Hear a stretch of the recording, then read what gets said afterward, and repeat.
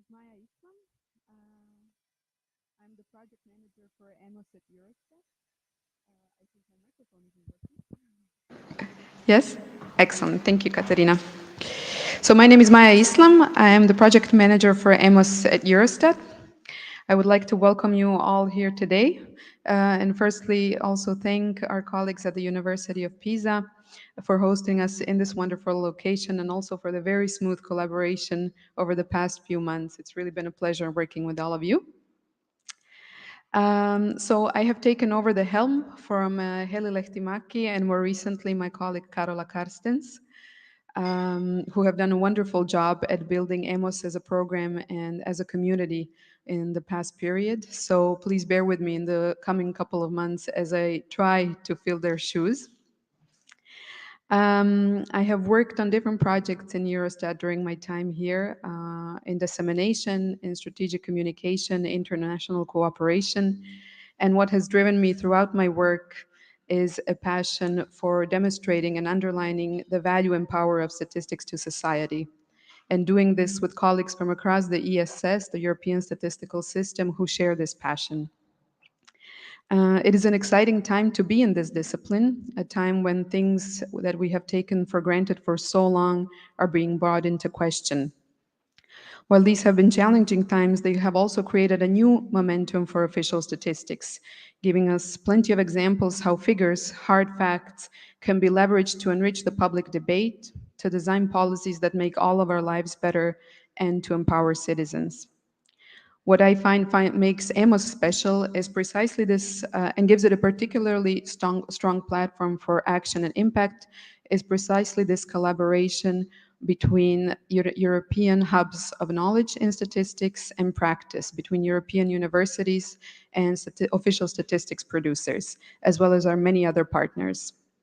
I'm looking forward to working with all of you to make sure that Amos fully delivers on its potential to delivering a high-quality education to our students, as well as instilling a passion for figures in them. So thank you for being here today. I hope we all make the best of this workshop. And now I will introduce to you Lorenzo Corsini and Emmanuel Baldacci, who will also open the workshop. Lorenzo Corsini is an associate professor at the University of Pisa and the director of the Master of Sciences in Economics offered by the University of Pisa and Sant'Anna School of Advanced Studies. He's an expert in the fields of labor statistics, social welfare, and applied microeconometrics. He has published on employment insurance, unemployment duration, school-to-work transition, and on pension and financial literacy in international journals, doing research on these aspects both at the national and European level. Emanuele Baldacci is the director responsible for corporate operations and statistical innovation at Eurostat, and in his position, he is the sponsor of Amos, in a way. He has held a number of positions at Eurostat, and apart from this, his professional background includes positions at the European Commission's Director General for Informatics, at ISTAT, the Italian Statistical Office, the International Monetary Fund, World Bank, and SACE, Italy's largest trade finance group. He has a PhD in demography from the University of Rome, Florence, and Padua. Lorenzo, the floor is yours.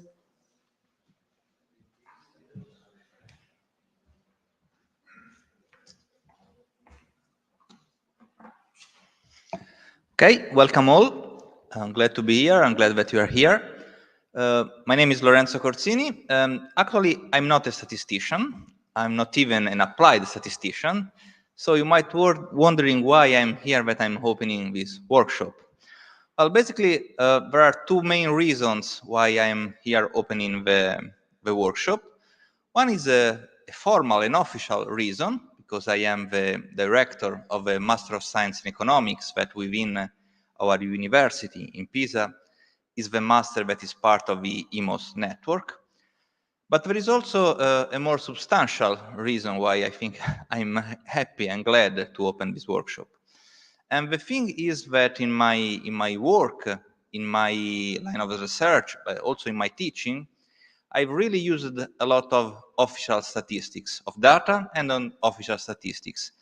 And I have to clearly state that the existence of a reliable and available source of data have been really valuable in all the activity I've been doing. As a matter of fact, I'm sorry that I will have to leave very soon because I have a lecture immediately after these few minutes. And I will talk about labor market to my students, and I will discuss and explain the role of official statistics in job vacancies and unemployment rate. So, I mean, once again, I will make use of official statistics.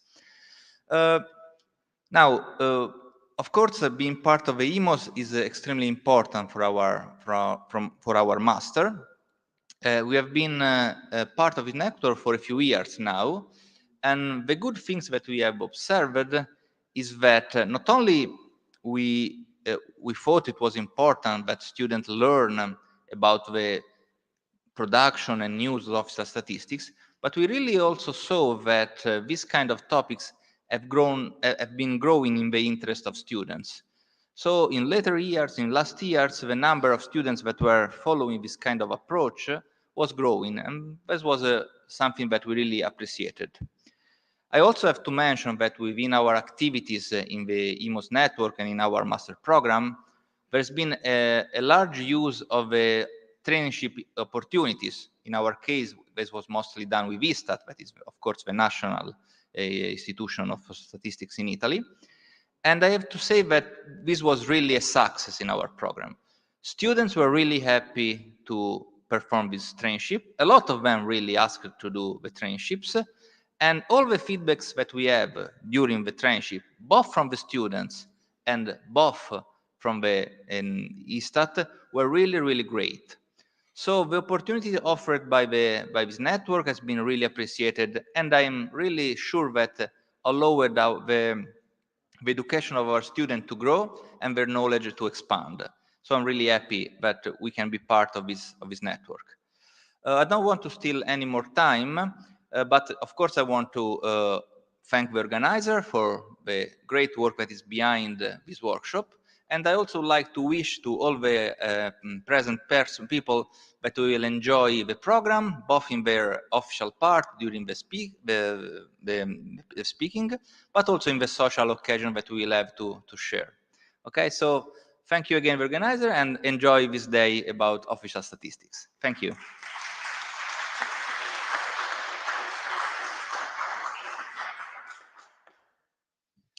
Good morning, everyone. Thanks, Lorenzo. Thank all for being here. Let me say that, first of all, it's very good to be physically present in one room after many years where this was not possible. We know how we all struggled, including in keeping up with the high level and standards of providing good teaching for students interested in official statistics in these years.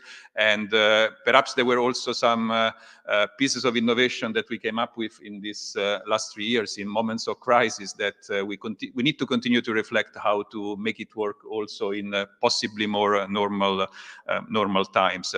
I'm happy to hear that ideas like the traineeship program and possibly also the student exchange, which we just launched and we would really like to make good use of, are, let's say, a success, at least on the experience of Italy. The reason why I'm saying this is because we always have thought that the EMOS program should be about competencies, and competencies have different dimensions. The dimension of learning on the job is as important as the learning in class, and we need to continue to nurture these aspects in the further development of the program. Now, you see the title is quite ambitious. It says that we will reload EMOS. This reminds of science fiction movies. I think EMOS is a mature program. It has now 34 universities in 18 different European countries. We have already produced collectively 400 graduates in the last 5 years. But obviously the demand for skills and competences in this area goes much beyond that. So the reloading, in my view, means strengthening, means going beyond the current level. And I think this workshop is an opportunity where we can collectively reflect on what initiatives we could put in place to make sure that we gain more volume. And this is not just because we are ambitious and we want to see the baby grow up into a mature adult, but also, and most importantly, I would say, because there is a demand for these competences. Last week, President von der Leyen, in her address on the State of the Union, mentioned the year 2023 will be the year of competences. And competences are so critical for the European agenda. Just think about the digital transformation, how many skills this requires. But that is not only important, let's say, if you take it from the technical standpoint. All citizens are going to be using more and more database products and information-based services. They need to be literate. They need to be able to understand what is behind some complexities. So I believe that the direction in which EMOS will continue to go, and I hope that the discussion today will reinforce this thought, is to look at the different actors that are playing in the data ecosystem, the producers of data, the producers of analysis that are extracting insights and information on the data, but also the users, which are not just, let's say, a homogeneous group, but we have different users. In the past, someone coined the new word prosumers as a combination of producer and consumer of data. So we need to be attentive to all these needs and think about an holistic program that will develop these competences, because this will be at the core of everyday's life, of policy making, of managing the complex challenges that are in front of us. I really hope that the discussion today will help us move in the direction of coming up with good ideas and good experiences that will allow to further load, if not reload, EMOS in the near future. We in the European Commission, in Eurostat, are very much convinced that we want to support even further this program. And among the things that we have already put in place, there will be a reflection and an assessment accompanied by a study that will tell us where we are positioning EMOS in the information market and what else we should do to make it even stronger and more effective. So I really look forward to the inputs, to the discussions, to the ideas. And let me close by thanking the organizers. It's very nice to have this discussion in a beautiful place like this, in a beautiful city like Pisa, and with this nice weather, which also invite us to make good use of the coffee breaks, to mingle and to know each other better, perhaps using the opportunity of standing outside in the sun. Many thanks again for being here, and wish a very effective and productive meeting. And I will be obviously looking forward and actively participating to the discussion. Now I think we have to launch a video, so I will shut up and watch the screen.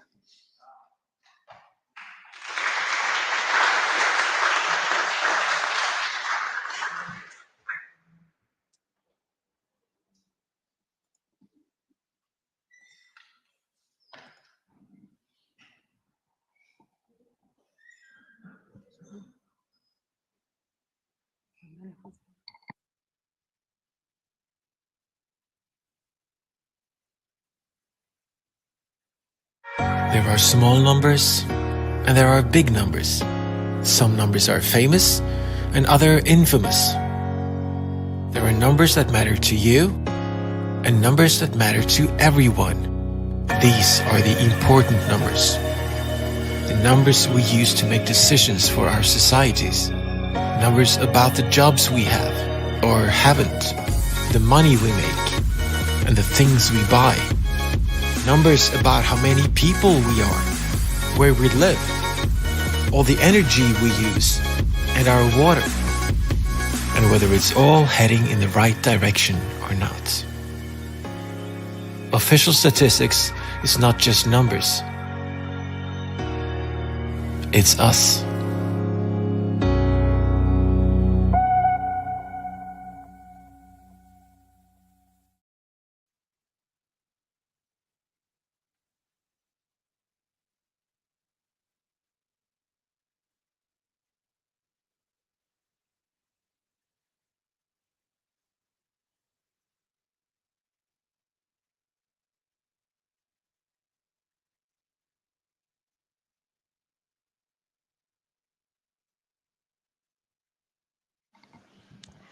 So we slowly go on with the program and to our first presentation of the day by Albrecht Virtman.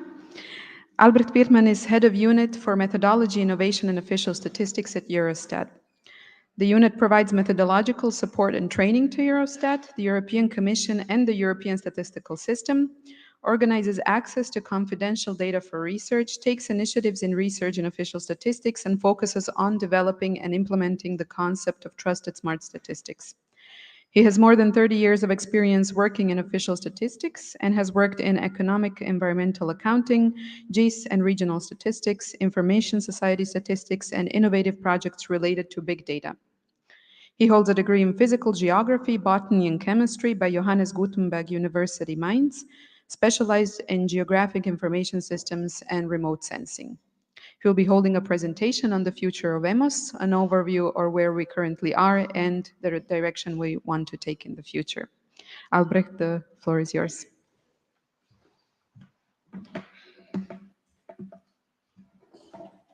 Okay. Thank you. So my task is now to reflect a bit on the future of EMOS. So we had already Emmanuel introducing this, that we would like to invest more into the collaboration than with academia and the research, and also then to invest more in EMOS. And this is why we are now launching a study about the future of EMOS, but this will be explained later on. I think, well, I'm enjoying very much to see you all in 3D now instead of 2D and limited perception. So it's good to see in person again, to be able to talk then as well during the breaks, but also to have an impression then of the physical people that are there. At the same time, I'm really impressed here by the room. So to see that the Renaissance ceiling, the former monastery here, which gives a unique atmosphere, I think, for the room, especially, and it shows also how times are changing. So we are talking now of centuries. For the EMOS, we are only talking of 1 decade so far, and also considering that I'm coming from a university which has also some history, but the buildings were mainly converted from military buildings then to university, but this shows the flexibility of teaching and of education there, and also shows something, I think, on the society. So my talk is about the future of EMOS and the future development possibilities. When talking about the future, let's first look at some history there. First ideas came up in the beginning of the 2010s, I think at Eurostat, about possibility of intensifying the collaboration then with the academia, with the universities, also to have an education of statisticians that at university related to official statistics that would enable them to take up job opportunities in national statistical offices, but also in other public organizations that deal with official statistics. It all started again with a study that was launched to explore possibilities of collaboration, and which led then to the official launch of EMOS in 2014. In 2015, we had a label of 12 master programs that was awarded by the European Statistical System Committee, which is the organization of the Directors Generals of the National Statistical Offices of the European Union. Well, the initial goals was to provide then the national statistical systems with graduates that are able to start working in official statistics. We developed a program for training and education in official statistics, within existing master programs at universities. So we decided for a labeling program. And also the goal was to create a European network of universities and statistical offices that work together and further develop official statistics. As Emmanuel already said, now we have 34 universities in 18 European countries that are offering the EMOS label. We can welcome 2 new members to the network. This is the University of Mannheim, the Master of Applied Science and Measurements. I can also welcome here Anna Carolina Hensch from the University of Mannheim, and the collaborator from the Institute of Employed Research, Mr. Stefan Zins. The second one is the Athens University of Economics and Business, where I can also welcome then Ms. Alexandra Livada, from who's offering the Master of Science in Applied Statistics. We see a continuous increase in graduates over the years. We had a peak in 2019, which was interrupted by the COVID crisis, I think. So I think it were very tough times for universities and also, especially also for students there. We see a recovery then since then. So with now 136 graduates in 2021, and even an increase of estimated graduates in 2022. Looking at the countries, we see a cluster of countries which are very active in the EMOS networks. We also see some countries then where there is a lower participation into the EMOS network.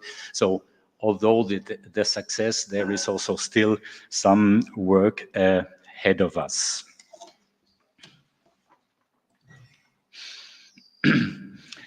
There are a number of activities that we are offering. So these are the core activities, which is the EMOS curriculum based on the learning outcomes, and the traineeships that are offered at national and cross-border basis.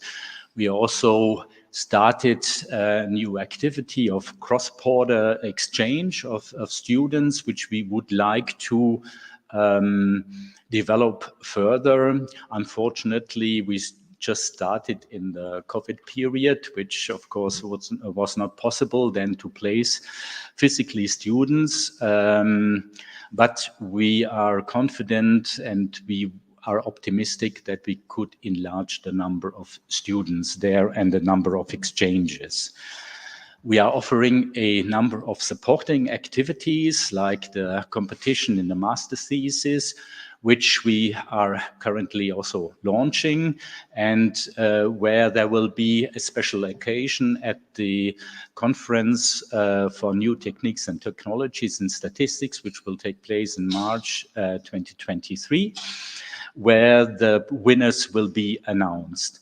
We are doing a number of webinars. We have an example, a recent example here. We are organizing then events at the European Statistical Weeks, organizing study visits. We do some coding labs with students and colleagues from national statistical offices from Eurostat.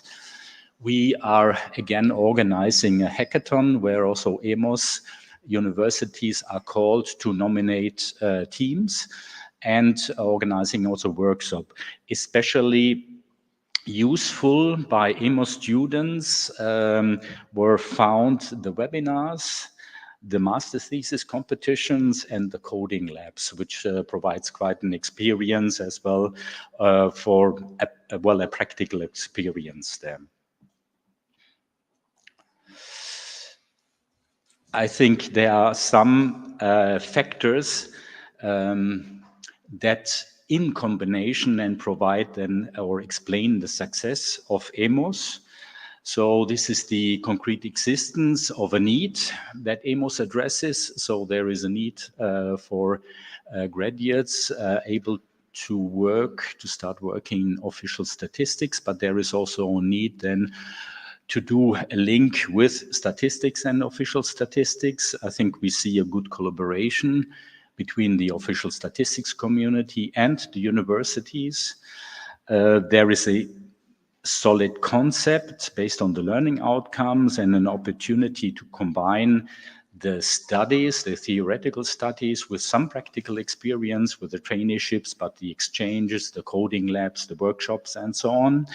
And there is a strong European component, which we hope to even strengthen to the cross-border traineeships, but also through exploring further possibilities of collaborating, and where there are also activities of the European Commission then in strengthening this European component. But this I will explain in the following slides.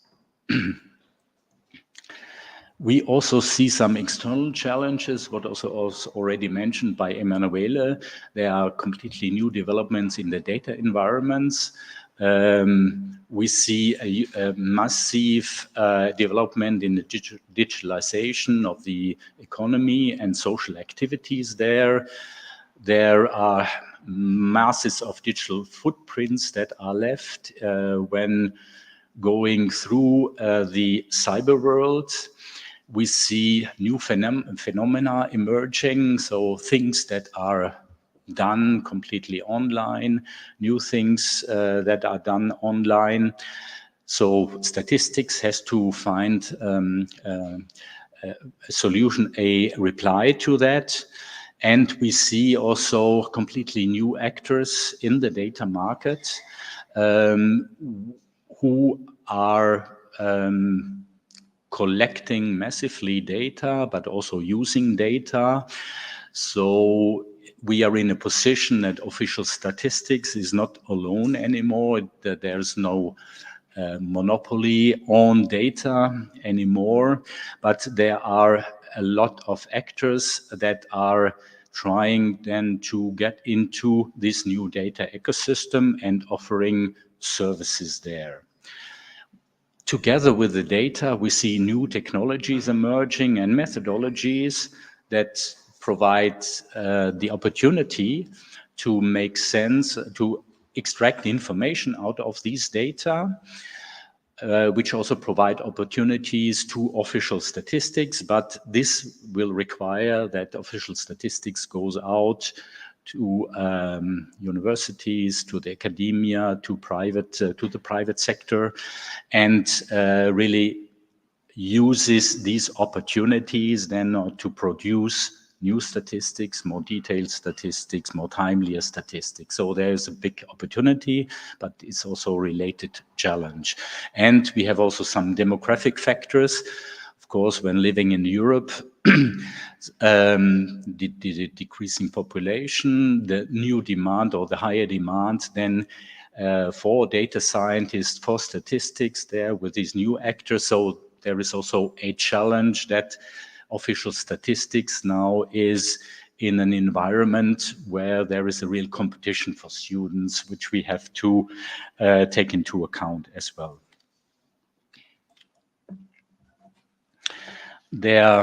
Concrete challenges are, although we see an increase in graduates, of course, there's always a challenge also attracting new students there. This is why we are thinking of enlarging also the concept of EMOS. We see challenges in organizing traineeships and facilitating hiring of graduates by statistical offices, also considering the limited resources that are available in official statistics.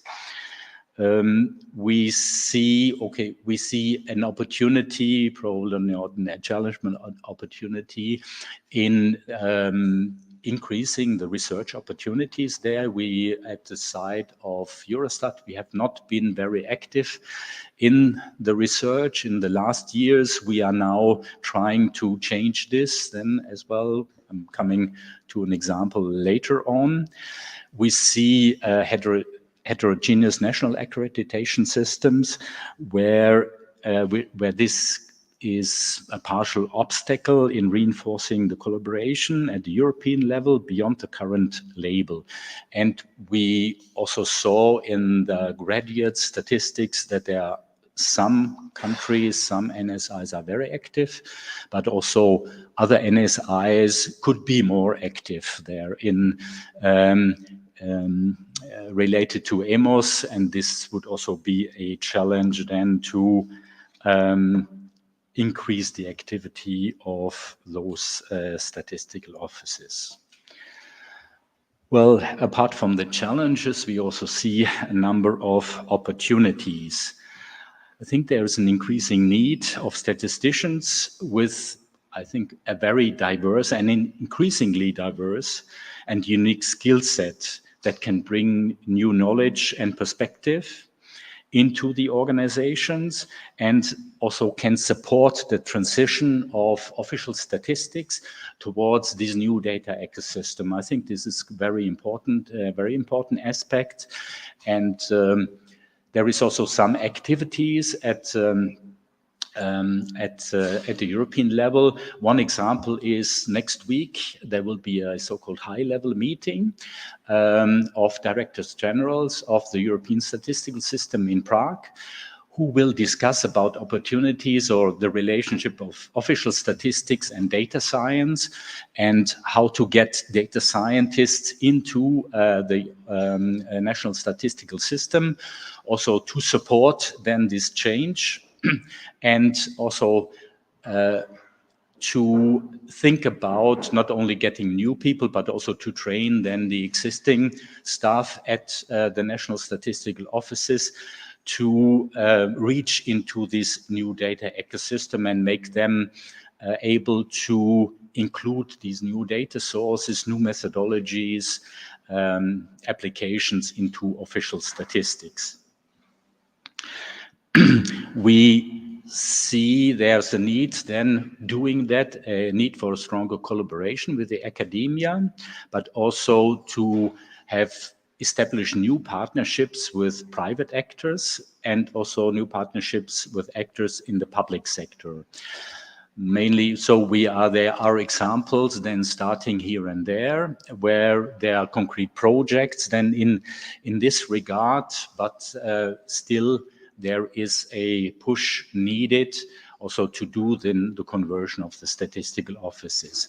We also see some new learning methods and academic arrangements in use. So for example, flexible curricula, micro-credentials, the integration, what we saw now with COVID, integration of in-persona learning and online learning. And there are also initiatives by the European institutions to facilitate a deeper transnational collaboration between universities in Europe, which could give Amos a concrete experience.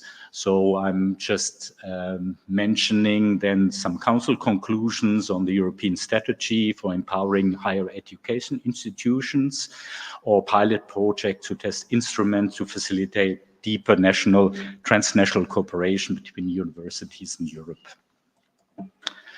With all these considerations, I think we thought there's some time to rethink about the objectives of Amos and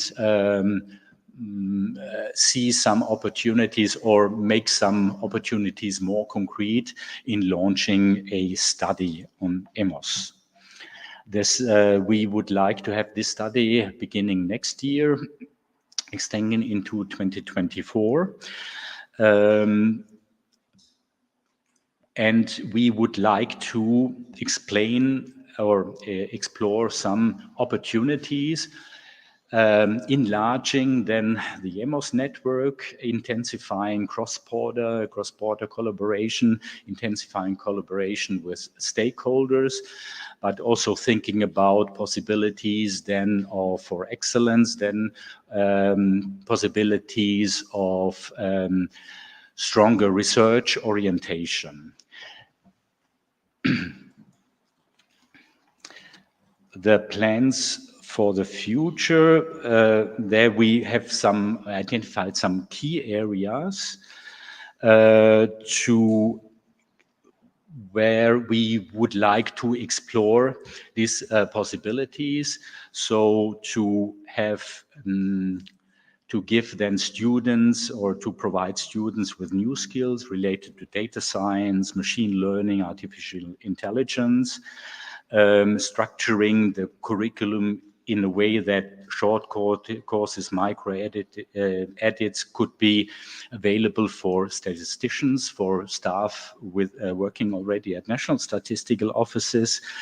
Then possibilities for enhancing the employability of the EMOS graduates through networking, for example, creating an alumni community. We would like to intensify the mobility and the transnational collaboration there, intensifying cross-border traineeships in a broader set of organizations. We would like to develop collaborations between actors who work with statistics and data outside the academic sector, outside the official statistics communities, research institutes, think tanks, international organizations, for example, and would like to intensify then the collaboration with research. For this, we are thinking about different scenarios which are not mutually exclusive, but which provide some emphasis on the further development. Well, I've inserted a picture there. I think that through the building of a certain project, you have to react on changing conditions, which was, I think, done in the building of the Tower of Pisa. So when people recognized it was bending, they modified their way of building there. And I think this should also be the case here. So we will assess a strand that just continuing EMOS as it is, but then also see some scenarios which will be assessed to focus on the curriculum, on the core of official statistics, and incrementally expand the membership and activities of EMOS.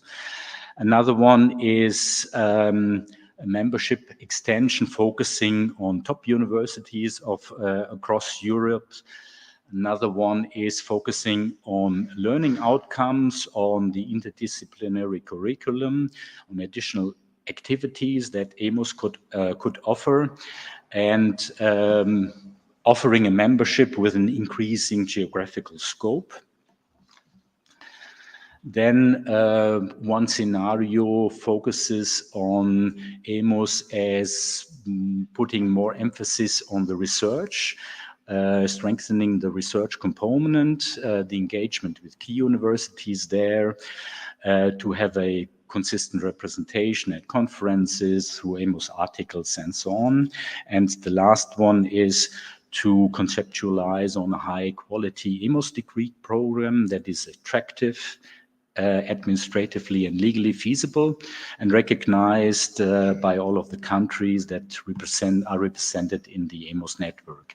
So we will then have some scenarios set up, which then will be discussed then for a realization, which are scenarios which might not be mutually exclusive, but where we can then have a good ground for the discussion for further developing of EMOS.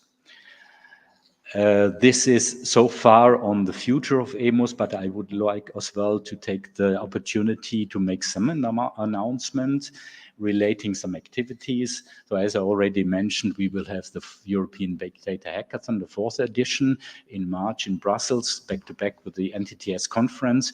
There has been recently then a call also for EMOS teams that can participate there. Deadline for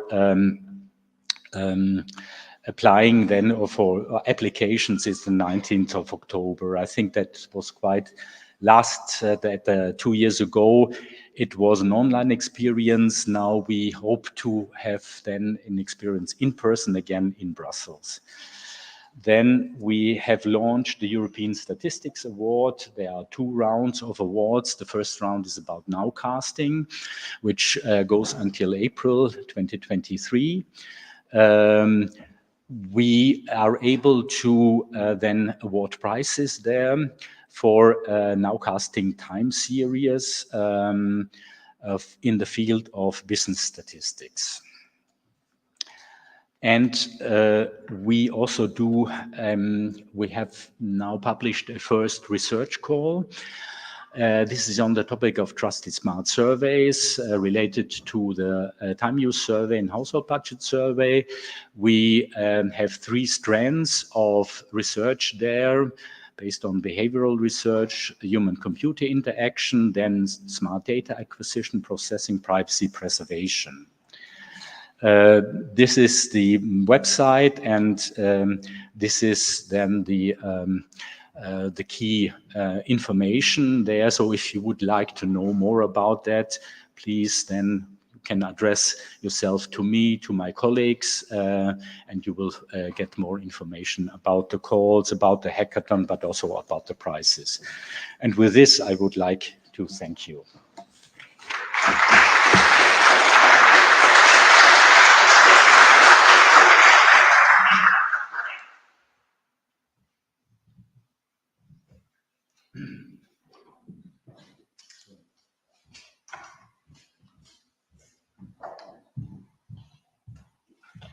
Thank you, Albrecht, for that presentation, and thank you all for your attention. We will now have the next session on EMOS learning material. There will be a question and answer session after the coming presentations by Katarina and Robert, and you're also welcome to ask questions for Albrecht's presentation in that part. The moderator for our next session is Mr. Antonio Balzanella. He is an associate professor of statistics at the Department of Mathematics and Physics of the University of Campania Luigi Vanvitelli. He holds classes of statistics, data mining, and time series analysis for the Bachelor in Data Analytics and the Master in Data Science. The latest news that I have heard in the coming days was that the University of Campania Luigi Vanvitelli will also be applying for the EMOS label, so we will be happy, hopefully, to welcome them next year to the program. Our first speaker will be Katarina Giusti. She is an associate professor of statistics at the Department of Economics and Management of the University of Pisa, and she is also the member of the Tuscany Inter-University Center on Advanced Statistics for Equitable and Sustainable Development. Her research interests include small area estimation and the definition and estimation of indicators of poverty and living conditions. She is currently responsible for the University of Pisa of the coordination activities with Eurostat in the framework of EMOS. Robert Kirchner is the Deputy Director General of the Director General Statistics at the Deutsche Bundesbank. He is also Vice Chair of the European Committee of Central Balance Sheet Data Offices, Vice Chair of the Committee for Monetary, Financial, and Balance of Payment Statistics, member of the Executive Board of the Irving Fisher Committee at the BIS, representative of the Deutsche Bundesbank in several international and European committees, member of the Coordination Group of the ECB Statistics Committee, chair and member of several working groups and task forces. Robert was also member of the EMOS board some years ago, representing the European system of central banks. I give the floor to Professor Balzanella now.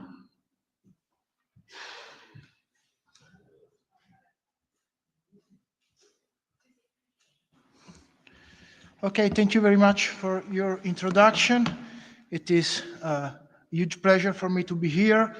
I think that I have just introduced the speakers now, and after we do some question from the floor or also from us.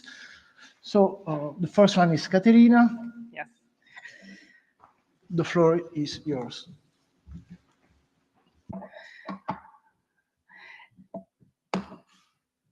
Okay, yes. So, good morning, everybody. Of course, I'm really happy to be here with this double role as an organizer and a presenter. So, we are a little late, so I will just say that, of course, after so many years of collaborating with many of you, many exchanges by email, many calls. So, I'm really happy to finally meet all of you here in Pisa.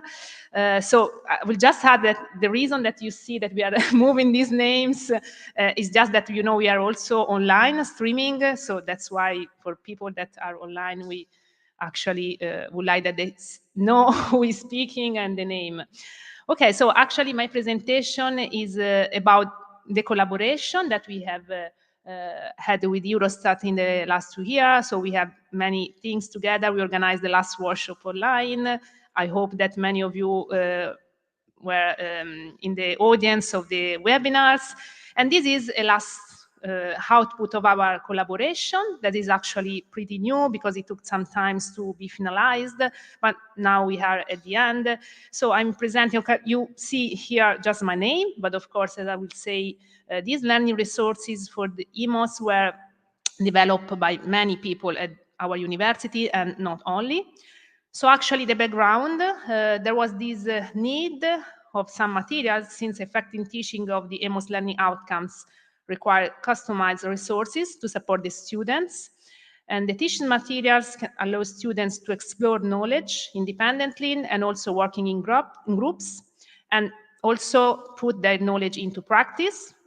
And also, of course, having some materials that is ready help teachers in planning the structure of their lectures, and also they are also free then to adapt the materials to the different learning styles and capability of the students. So that was the background, and the reason why Eurostat actually asked the collaboration of the University of Pisa to develop these materials.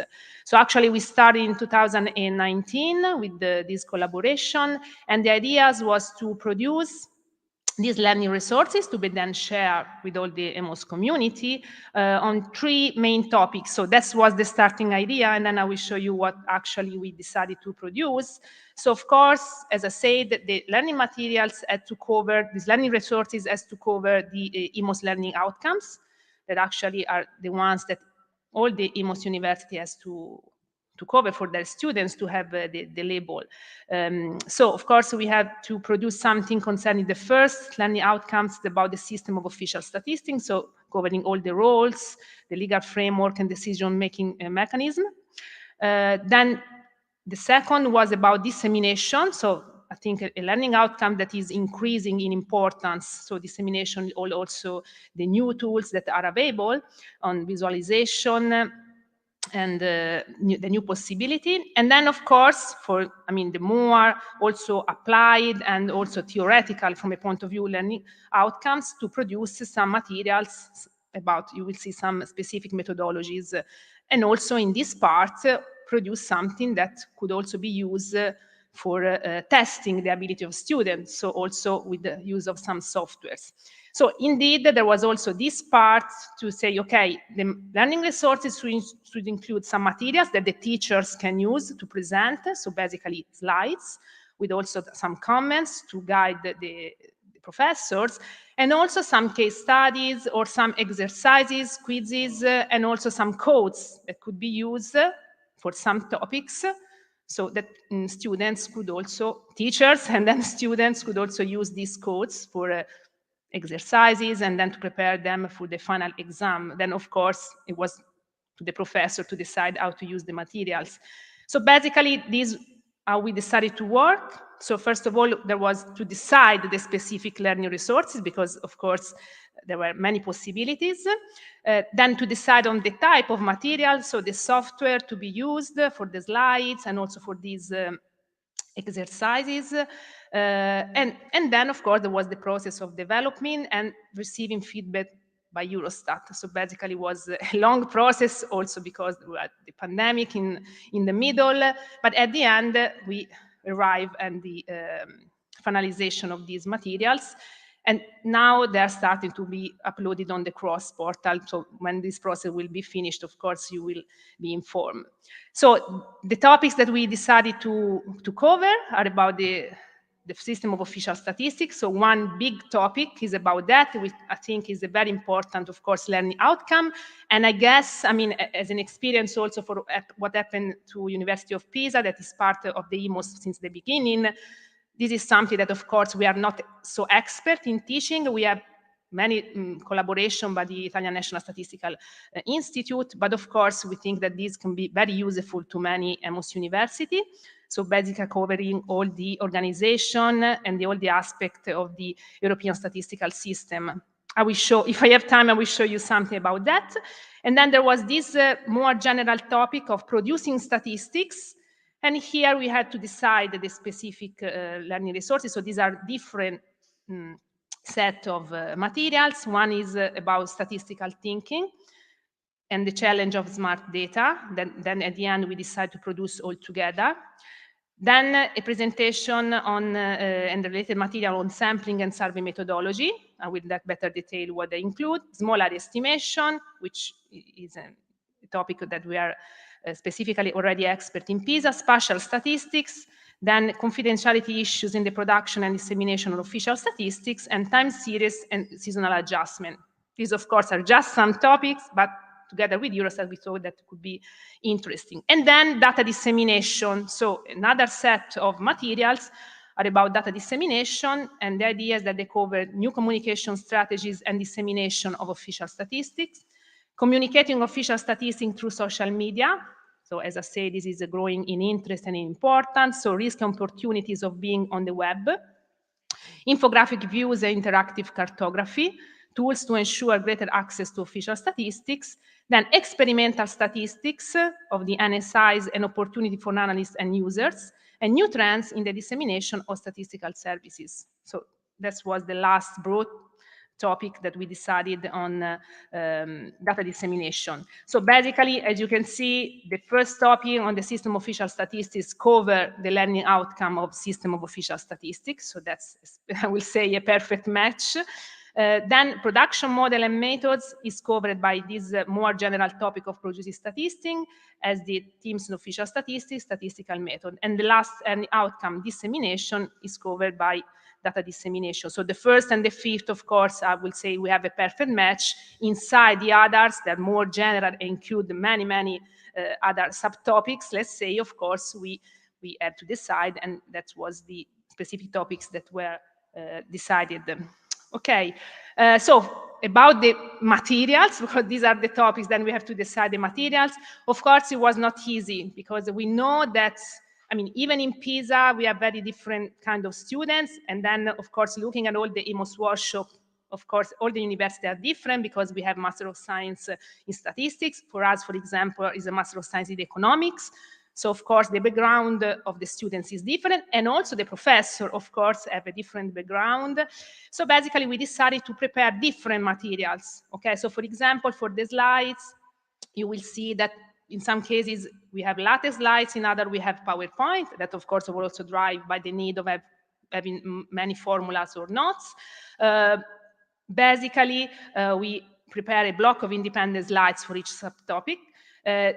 Also, the sources are available to the professor. So basically, one can also decide to just take a part or to include a part in their own presentation in their own lessons. We have also some quizzes that, I mean, we think we can be used during the course or at the end to evaluate the students.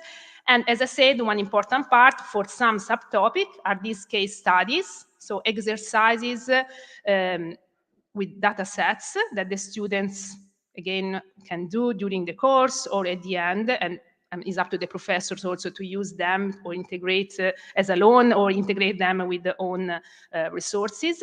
And of course, for these case studies, for this applied part, the idea was to only use open source codes because we know that this is fundamental, and then of course we guess that can be used by any of the EMOS universities. So just what we did, the methodology, in the sense that, of course, for some topics we have already some experience being in the EMOS for so long, so we have some materials that we could start with. In many other cases, the work was done as a start, but of course, was based on our experience as professor of EMOS students. And in this, we were very lucky that we had the possibility to interact with the students. So sometimes we asked them about the materials while we were developing them, and also the collaboration with the professor that come from ISTAT, National Statistical Institute, to teach to our students was very important to also have their help and collaboration. For the open source software, you will see that at the end, you have codes in R or in Julia that is already in use for our students. You will see that basically in R, in all the topics with Julia specifically for time series. Okay, so we have a notebook with Julia. So at the end, okay, I don't have so much time. Maybe I can also just leave some minutes to show you an example of the output. So this is just the index of the material on the system official statistics. So basically, we have a PPT presentation that covers all these points. So history of the European statistical system, what is the legal framework, statistical programs, the governance bodies, the quality within the European statistical system, and then conclusion that, of course, there is much more about that. In this case, since the topic is very broad, of course, the presentation links to all the related official documents. And so at the end, we propose to the professor some quizzes, but also some assignment. So this is something that we did. We are still doing in Pisa. We think since EMOS classes sometimes are not so large, so also have the students working in group, so with some subtopics. We think that is very nice, so they are involved, and then at the end they can do a presentation to all the other students to the assigned topic. So in this learning resource and the system official statistics, we propose some assignment in this sense, so some workbooks that we think the professor could propose to the students to, actually go more in depth some aspect of the European statistical system. Then, as I say to you, we have this larger topic of producing statistics. So we have a presentation and some quizzes about statistical thinking and the challenge of smart data. And these were also done in collaboration with the National Statistical Institute in Italy. On sampling and survey methodology, of course, this is a very broad topic. So at the end, we decided together to Eurostat to focus on some introduction to sampling rare population and multiple frame surveys. So as I said, these can also be separated and included in other presentation by the EMOS professor. Then smaller estimation, in this case, is a LaTeX presentation. And we have also 2 case studies using R that can be proposed to the students. Spatial statistics is again an introduction to the main methodological formulas and the definition of spatial statistics. Also here we have 1 case study using R and also some quizzes. Then we have a general presentation of the key concept of confidentiality issues that I think is something very challenging to teach to students, specifically focusing on the production and dissemination of official statistics. And then, as I say to you, on time series and seasonal adjustment, the format is a little different because we have a notebook on ARMA models using Julia, and a notebook also on temporal disaggregation and on revision analysis using R. And these 2 specifically were developed also collaborating with some very, very, very clever, I will say, students, our students of the Master of Science in Economics. And last, on dissemination, basically the topics are the ones that we agreed with Eurostat. The title is the same, so these are just basically slides with many infographic on them. As I say to you, basically everything is finalized, so I know that Eurostat has already started to upload this material on the cross, so I think that soon all of you, of course, of the EMOS community will have the possibility to download and maybe decide to use them. I thought we will be happy also to have some feedback from you. And we hope that that will be useful and maybe just a starting point. I think we are a little late, so I will not show you. I have, of course, here in this computer some material, so maybe if we have questions at the end. And just, I mean, of course, I have to thank Eurostat for the collaboration in the last few years, and also to all the others, because I'm presenting, as I said, many at the University of Pisa and also in ESTAT, and also some students has contributed to the development of these materials. So, of course, I'm here if you have questions. I also have some materials here if you have time to show them. I don't know if we collect questions now. Maybe first we go to, yeah, after. Okay, so I leave it to Antonio and first to Robert. Thank you.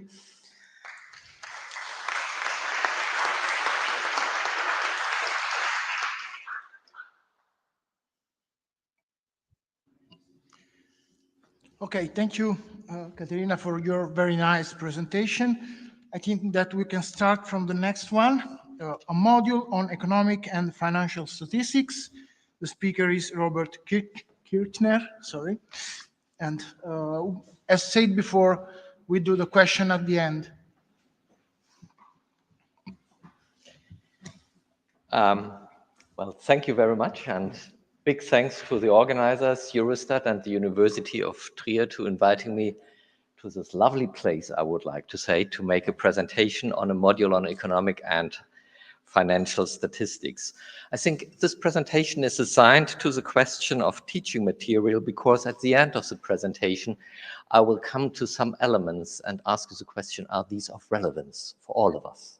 That's the main thing, and therefore also coming a little bit back to Albrecht's point on the future, and I would like to say in the same vein as also illustrated by the University of Pisa beforehand. It is a great pleasure to mention this, because it is joint work that we put together from Eurostat and the European Central Bank of European Institutions. From Germany, we have the Thesis and the Deutsche Bundesbank also participating in this point. And we're talking about a cooperation with the University of Trier, which is somewhere in between Frankfurt on the one hand, where some institutions are there, and Luxembourg on the other hand, and they started in Wiesbaden. So if we draw a line, I would like to say Trier is somewhere in the middle, and there is also a natural point for thinking about cooperation. So again, this presentation is about joint work on all these institutions mentioned. I will tell you a few words about the background, the course structure, the participation and feedback, and most importantly, the way forward. And I would not conclude with a conclusion, I would conclude with open questions assigned to you. So let's talk a little bit about the background. The background of this joint endeavor started in 2018, where we had a conference of European Statistics Stakeholders 2018 at the University of Bamberg. And we discussed at the sidelines of universities, and therefore we know how important these coffee breaks are and talking with the right persons. These coffee breaks were very constructive, and during these coffee breaks, we came to the point how difficult it is to organize a course for students to get good, deep, and a broad overview on economic and financial statistics. So producers of official statistics like central banks, talking from my point of view, we simply observe that there is a certain need to further do a training on the job. And we invest quite a lot in that, honestly speaking. And of course, also on the other hand, that's what we have learned. University are also faced with the situation of limited practical experience on economic and financial statistics. And that's not by surprise in this round. The Amos framework is particularly designed for and working on overcoming this problem of bringing all these aspects together. Therefore, the question appeared at this conference in 2018, whether we can do something together. Eurostat, the Thesis, ECB, Deutsche Bundesbank, and of course in the framework of EMOS, not to overburden each institution with regard to the resources needed for teachers and examination, more putting the principles of comparative advantages and the division of labor together, and to develop this kind of module. Because I also have to say, from even if you might say central banks have always a lot of money, they can always support whatever, we have also limited resources, and therefore a kind of who may have the biggest advantages for doing what is really an essential point for us. So the idea was more or less that we create something for the benefit of all of us, all parties, a win-win-win situation, a win for the students, a win for the universities, and a win for the producers of official statistics. From the student side, I think receiving institution-specific knowledge from practitioners, direct contacts with producers of official statistics, and most importantly, to learn in certain issues those practical examples which normally are never found in textbook or in presentations. So just talking about these things is, I think, important. From a university side, I think, of course, this close cooperation with the producers of official statistics is interested, but also perhaps limiting the burden of preparing such a course.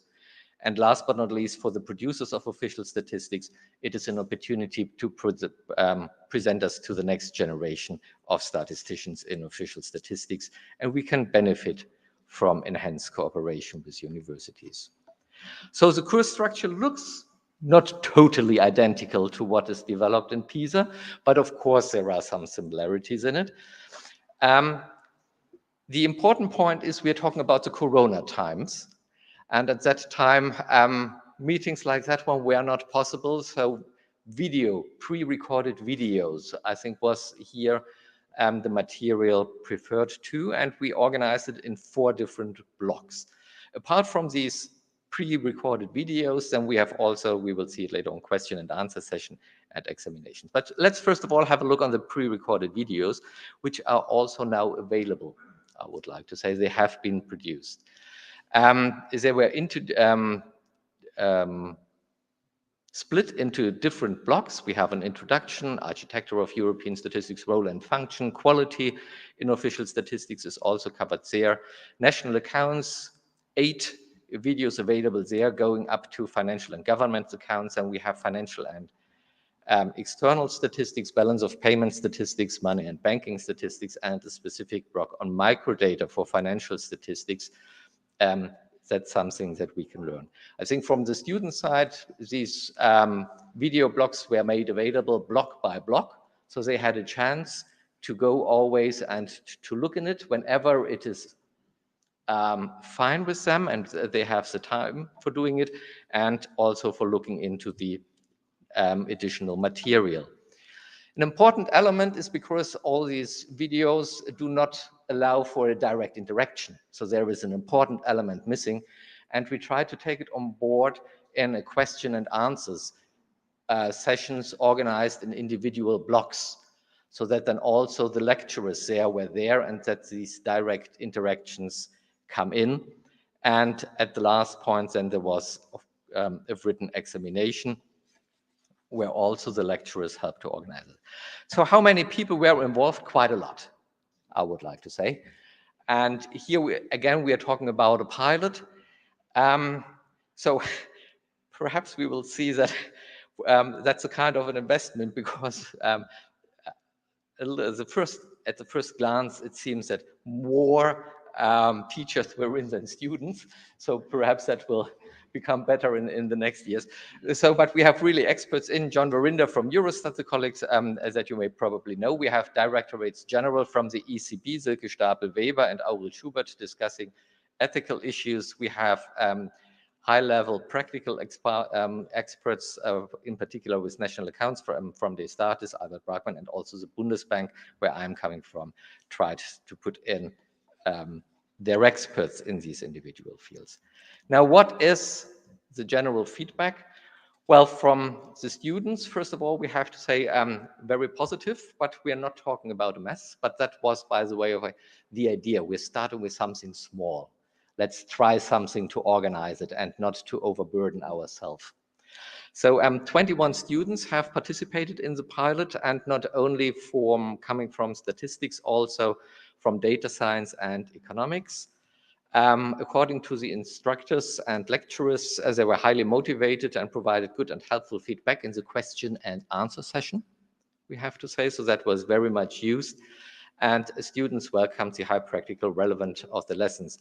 No additional way to say that was all purely virtual, and because of COVID-19, but perhaps also a way thinking about of enhancing it a little bit for the future. So from the participating institution, I would like to say the large upfront costs of coordinating with so many people, you can imagine, I would like to say, was a high investment. Let's talk about that. And so therefore, but of course we can say when it comes now to the second time, the investment cost goes down to close to zero. And we also used it, and here I bring in the perspective from an institution. We also use these kind of videos for internal training purposes, which makes it attractive for us. For the time being, 20 colleagues in the Bundesbank have participated, and now we try to open it for the Bundesbank in general, and that would, I would like to say, n times, make it n times higher. And we also open it to other central banks, in particular the blocks where central banks are interested in the framework of the Bank of International Settlements Irving Fisher Committee. This is a committee which has more than 92 members, central bank members worldwide. So having this all done, for the time being, I would like to say it is a pilot. And from the beginning on, the idea was to offer the material also to other universities or other institutions which might be interested in it. It was never thought to replace good and existing cooperation forms between universities, producer of official statistics, and something else. Never. So, but anyhow, perhaps some of the elements could be interesting, and that's more or less my question to this audience here. Would there be a demand where you think in general, perhaps you haven't seen it right now, but quite general thinking, would you think that's a way, an element for the way forward of what Albrecht has mentioned? So would there be a demand for using videos or the contact with these lecturers there in some universities where you haven't had so good contacts on a national level, that we can use the framework a little bit more in the future? And even more general, perhaps shall we go in the direction of developing an e-library, open for elements used in other universities as well, like in Pisa, and interesting elements, putting it all together. You mentioned corners is simply something there, and perhaps that could be something for the benefit of all of us, for universities, students, and the institutions providing input. Thanks a lot.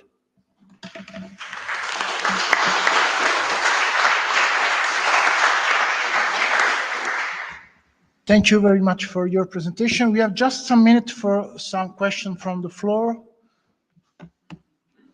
Is there any question from the floor for both the speakers?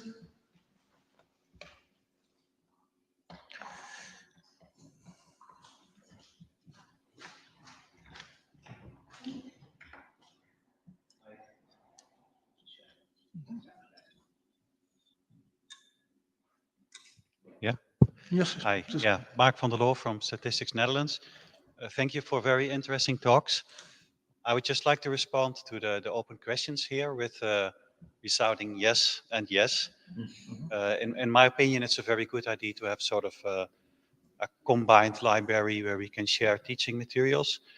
One of the reasons is that I've noticed that we have centralized learning outcomes for the EMOS program. But if you look at all the different curricula from the different universities, there's quite some diversity there. There are quite some differences. And this would also help to sort of harmonize what we teach and how we teach it. So I think I recognize the effort is big, but I think there would be a lot of value in it. Yeah. Thank you. Okay.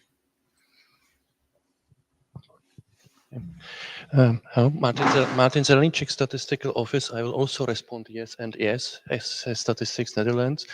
And I think that this can help both the EMOS, because I'm also teaching one of the courses in our local EMOS, but it goes well beyond, because as Robert mentioned, for the internal training purposes.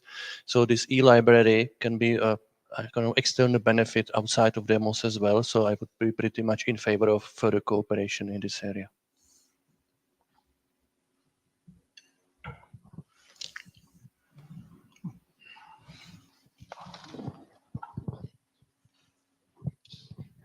Alexandra Livada, Athens University of Economics and Business, Department of Statistics.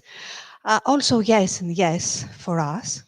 And the question, which are the skills the students gain from these two activities? What type of skills? Thank you.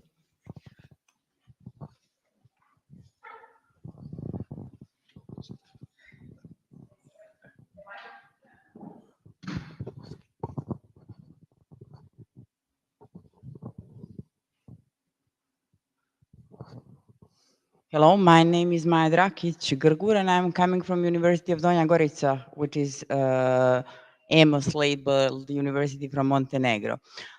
This is, I don't know if it is a comment or a question, but it was very inspiring to listen to the presentation and see the presentation of Mr. Virtman. Your views on the future of EMOS are somewhat or something that people from universities wanted to hear. It is the fact that lately things like webinars and coding labs and master thesis competition really, I would say, enhance the interest of students, of EMOS students for all official statistics activities, because many times, at least in Montenegro, which is quite small country and we have a quite small program, students who are applying for the program not because of official statistics but because of statistics are being interested and motivated to be involved in these activities. You mentioned one thing that is something that, in my opinion, so that's opinion of my university and my personal opinion as somebody who is running or head of EMOS program there, it's a joint master. I believe that something which will be a joint master is future, really future of EMOS. Joint master cannot include like 30 universities because we have more than 30 labeled universities, but we can get also funds through Erasmus program for some initial phases of that. And I believe, because we had some kind of initiatives from the side of our university to, move something, because now you can apply for Erasmus Mundus joint masters, but from this year Erasmus program has also some kind of introduction grant, which is small grant, which is used for communication, for advocating the idea, and then in the next phase you apply for joint master. I believe that the support of EMOS board or EMOS secretariat in communicating between universities would be very, very supportive. I know that you cannot run and you cannot apply, as far as I know, for the grant itself, but this kind of communication can be very useful for those universities who have interest in that, because I believe that some of universities are big enough not to have interest in that. So I would like to hear your opinion about that. Thank you.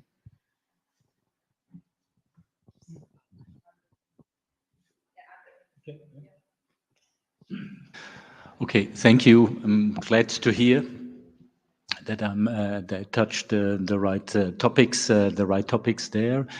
And well, it was, you mentioned the activities then now by our colleagues from European Commission concerning Erasmus program there. We would like very much to go into the direction of a closer collaboration there, and also support, or one of the options would be then the support of a joint master. However, there we are still in the beginning, I have to say.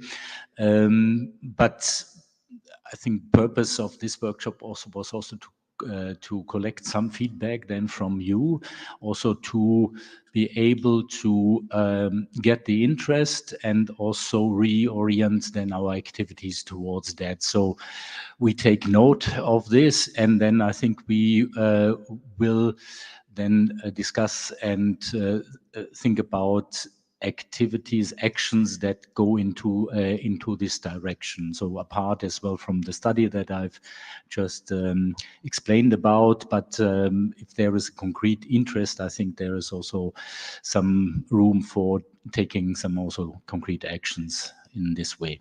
So I understand that this would require then some contacts, discussions with our commission colleagues concerning Erasmus and with the universities there to see what would be possible and what kind of actions we could take in this direction.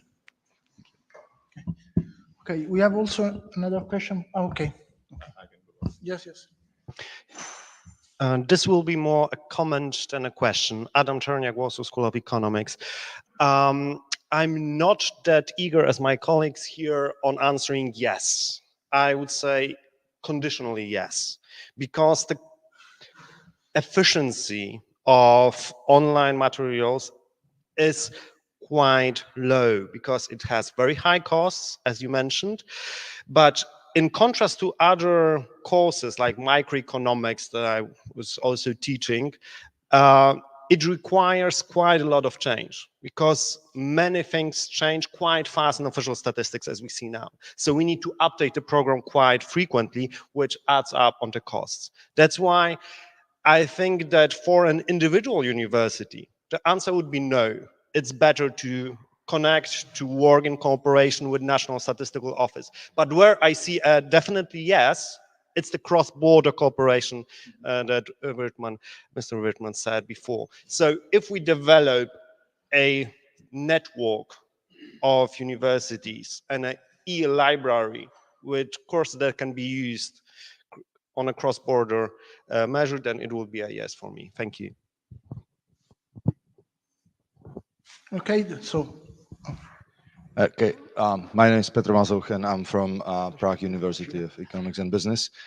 I was thinking about this meeting a few times yesterday and days before, and about the motivation why to meet, and what's the goal, why to come here with my friend and my colleague Martin. And we were discussing this during our trip from Prague, and I think it's for us a moment where to start stronger cooperation among universities. Right now, I see that we, and especially you, did a very great job when I see the activities, to start activities in each country, to start the cooperation between the university and the statistical institute. I see very good and great support in activities, what you do, webinars, hackathon, and whatever. But what I miss, or what I see very, very weak, and it's related with what already was said, is the cooperation among universities. This last slide and the open question, I see my answer is yes. And I see this as one of, let's say, 3 points, which could be fulfilled. We want to exchange students, exchange knowledge, and this is a subchapter or sub-point of how to change and exchange our knowledge, our know-how, and I think also we miss one more point, which is exchange of teachers or experts among universities. So from my perspective, from perspective of my university, we are very open to cooperate with any university of this group. And I hope we will, after this workshop, have some contacts and develop this in the future. And I hope in next period, the board and you will prepare some conditions to how to develop this area. Okay, just the last one, then we use the coffee break as a good source of discussion. So very quick question to both speakers. Did you also find the need, in addition to the teaching materials, to develop documentation like manual textbooks and the like? Do you see this as an avenue that we should be further developing, or maybe there is no specific need at this point? Okay, so I think we can get the answers from Robert. Well, I will try to do my best to be short for your organization. Thanks a lot for these end time double yes, I would like to say. That's more than welcomed, and also the way of we thinking about, and also underlining your points of harmonization on the one hand and internal training on the other hand. The question with regard to the skills, all these elements for the time being are addressed to those students who are interested in but have not really a big prior knowledge on the issues for the time being.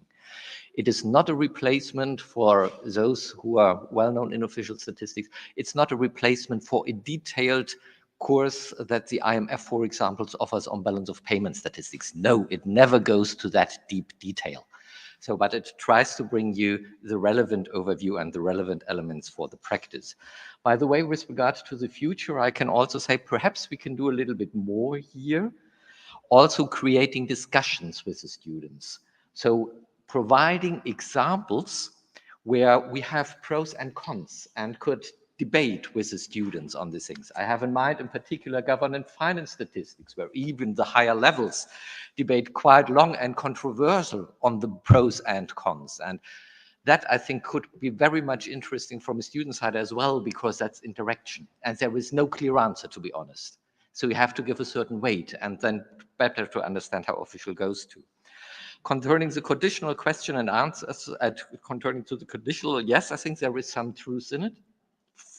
Also see it in this way. But perhaps also these videos, and that's what you have also mentioned, contact with lecturers can be also used to that there is no expert on a national level, but this is one thing where we are interested in, and you know who is responsible for that. You can directly go to the context without having any bureaucratic limitations between.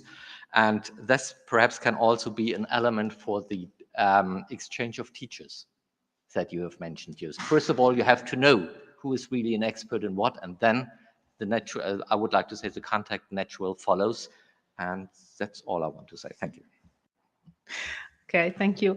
Yeah, so from my side, I will say, yeah, when we prepare the materials, again, the idea is that the students does not need any specific skill. Of course, we think that they are master students already in the EMOS network, but the idea is that for each topic, I mean, I think you will hopefully see soon our material. So we start from the beginning. I mean, so everything is explained, also for thinking that students are not already expert in that topic. Maybe they need some knowledge basic of mathematics or statistics, but I think, I mean, they're master students, so I think that this is not a so high requirement.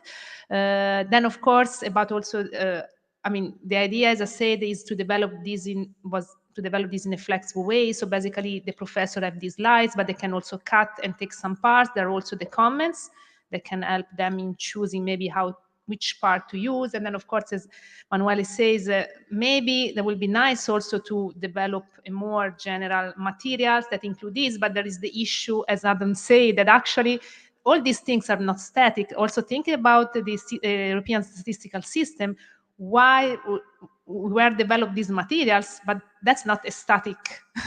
Okay, the European statistical system is dynamic because some new comes in the year, some new documents, some new decisions. So of course, in some sense, some parts of our materials are already old.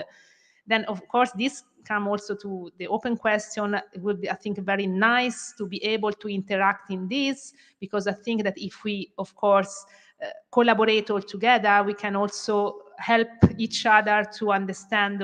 I mean, if I develop something new, that let me share with all the other EMOS universities. So I say, okay, this is the old part, but I have prepared the new part. And also I think of the R codes, because if you use R, of course, maybe some new libraries are released.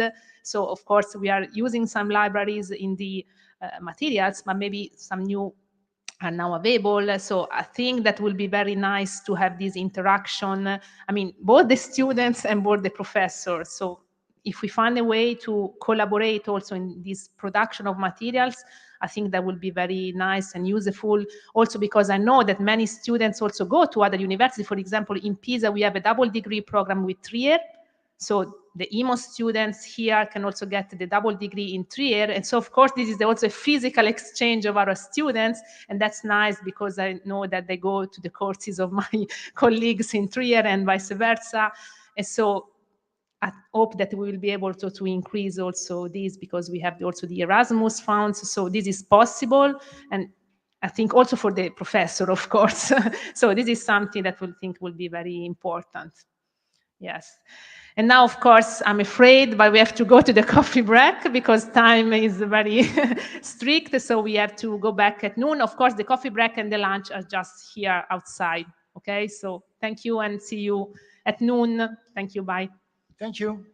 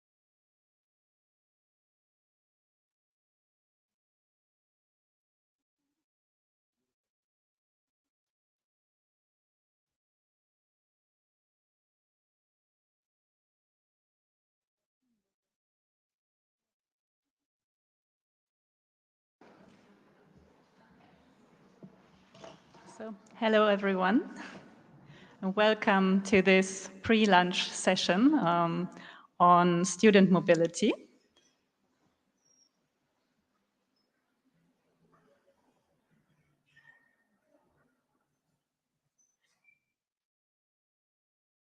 My name is Carola Carstens. I work in the team of Albrecht, Virtman, and Emmanuel Baldacci at Eurostat, together with my colleagues Francine, Maya as the EMOS project manager, and Dario Buono as the team leader methodology, ESTP, NTTS, and EMOS.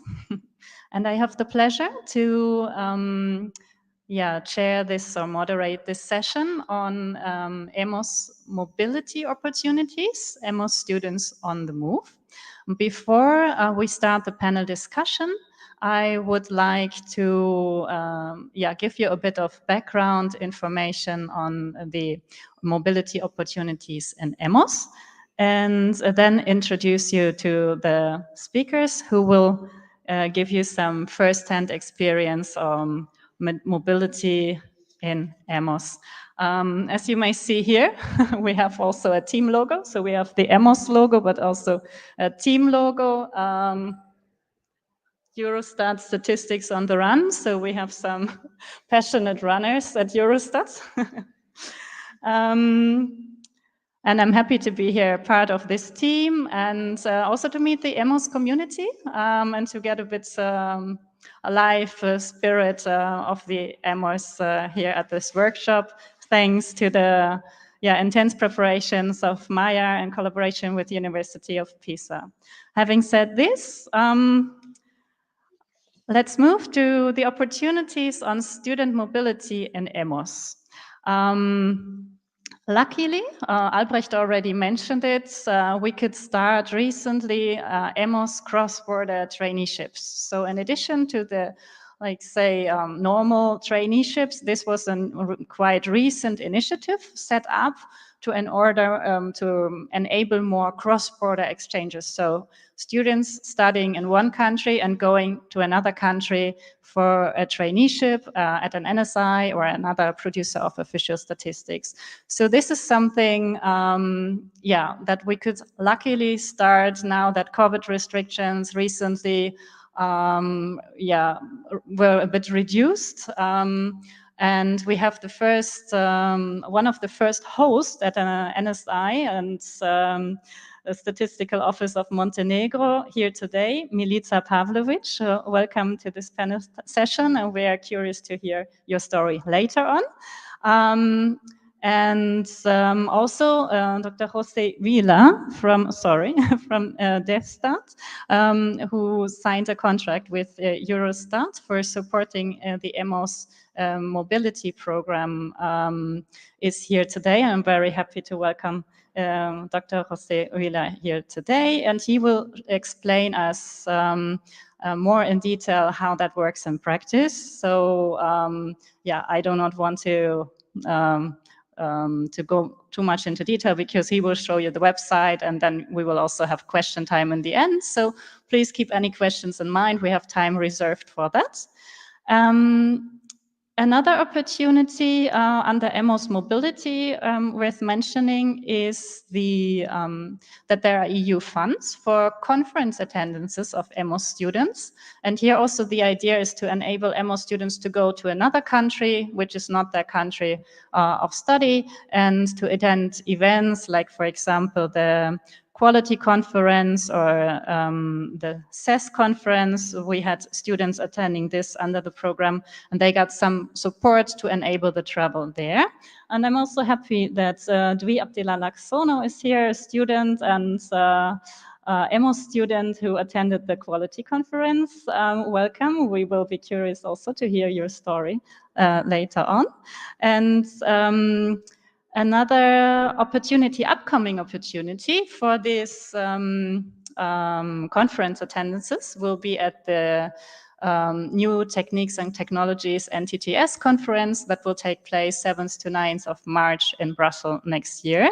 Also here we're happy that this can be organized again as a physical event, and we would like to offer the opportunity for some EMOS students to also attend this, and we will communicate how to apply for this through the EMOS Twitter channel, so stay tuned. I will put the contact details on a slide, on one of my next slides.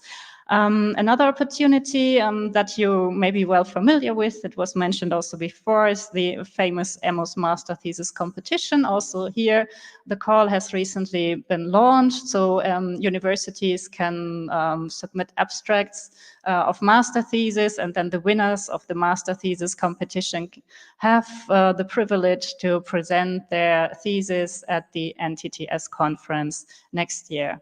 Having said this, if you want to stay informed, I would recommend following us on Twitter. Here are the EMOS and the NTTS Twitter accounts. But at the same time, I would now like to move to the experiences and give the floor to the speakers and present you some more background information.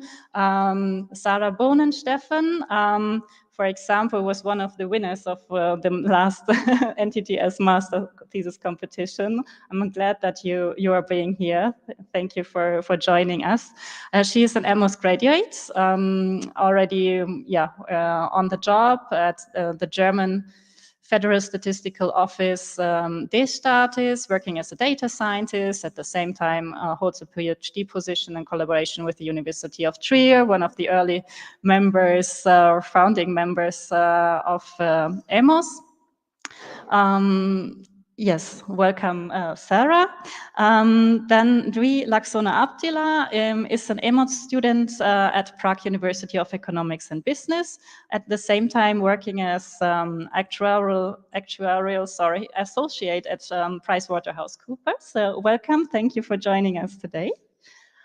Then we have Milisa Pavlovic, one of the hosts of the first EMOS cross-border traineeships and head of department for statistical sample at Statistical Office of Montenegro, Mondstadt. Thank you for being here today. Welcome again. And Jose Villa, Scientific Director at DevStat. As I said, DevStat is supporting us in implementing the EMOS Student Mobility Program via a service contract. And at the same time, he's Professor for Behavioral Economics at University of Valencia. Thank you very much.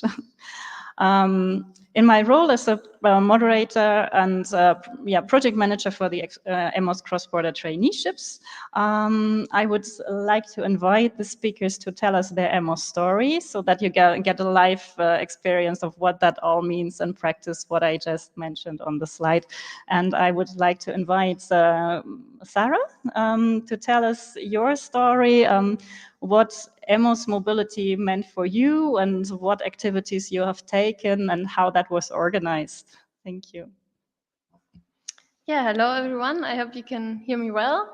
I'm happy to maybe bring a bit of a different perspective to this workshop today. We've heard a lot like behind the scenes. I will speak a bit more from my perspective from a former student.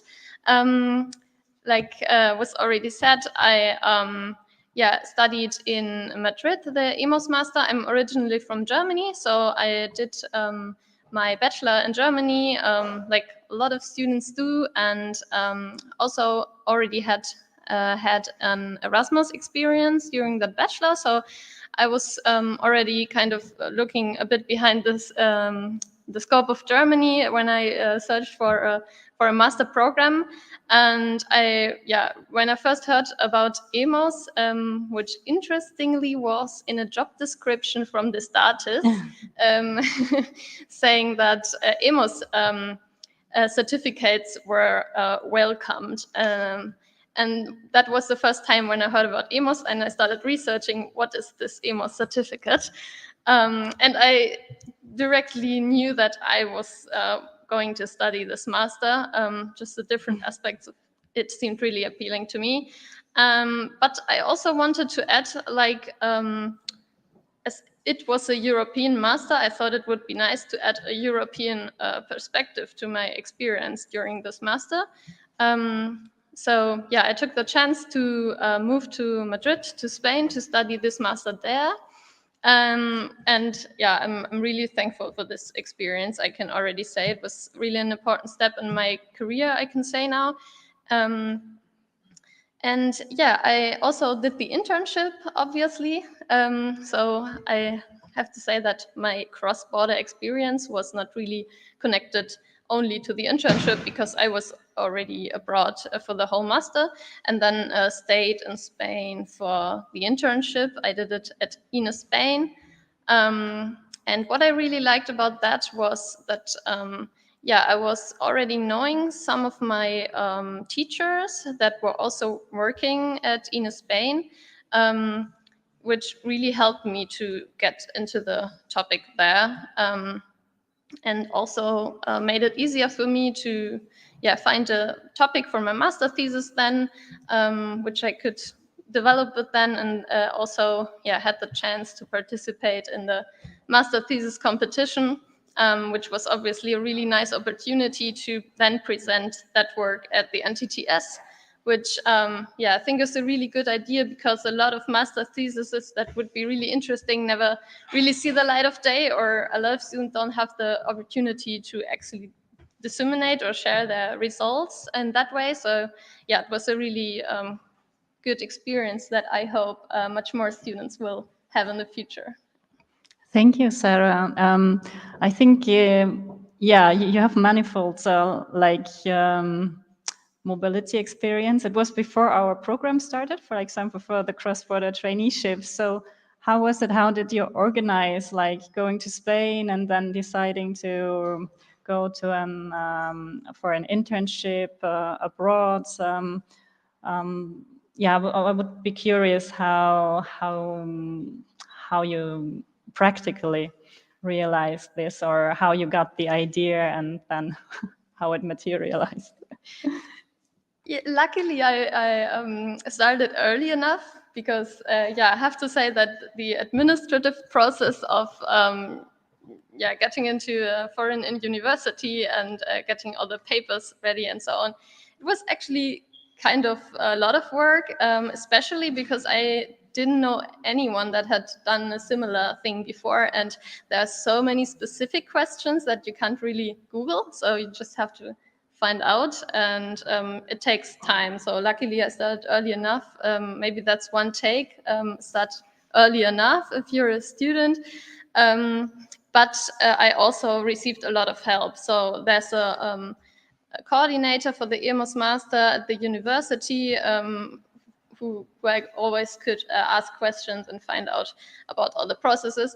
And also it was an interesting experience, because I could just give some feedback also to the process, because I encountered many small problems, but then I could also provide them as feedback and see how all the organization developed with it, because it's still was. I started in 2018.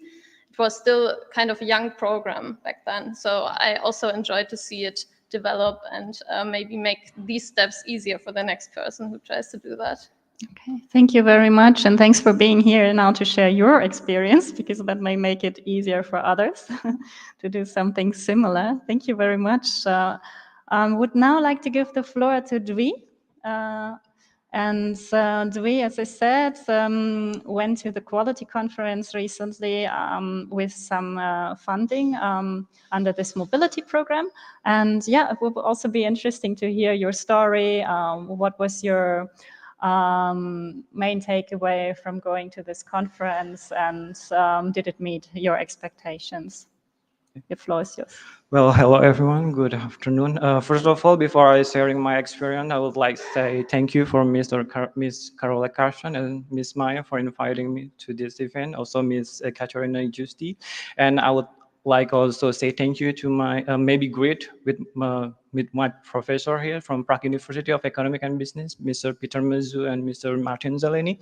Okay, as is explained before with Mr. Albert Virtman that from my perspective as EMOS student, second year at Prague University of Economics and Business, what Mr. Albert said at the beginning of the workshop is true that we are, as a student, really enjoy the way of teaching if there's a proportion of balance between the theoretical and practice. And it's also mentioned by Mr.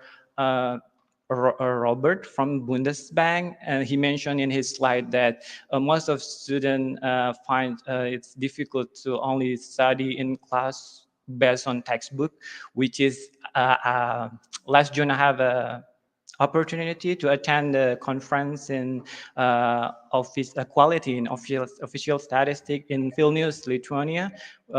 There's also, I guess, there's some representative from here, from the Lithuanian Statistical Office. What I found interesting from the conference that I attended, it's lasts for 3 days. There's a lot of station, which each station is a lot of presentation.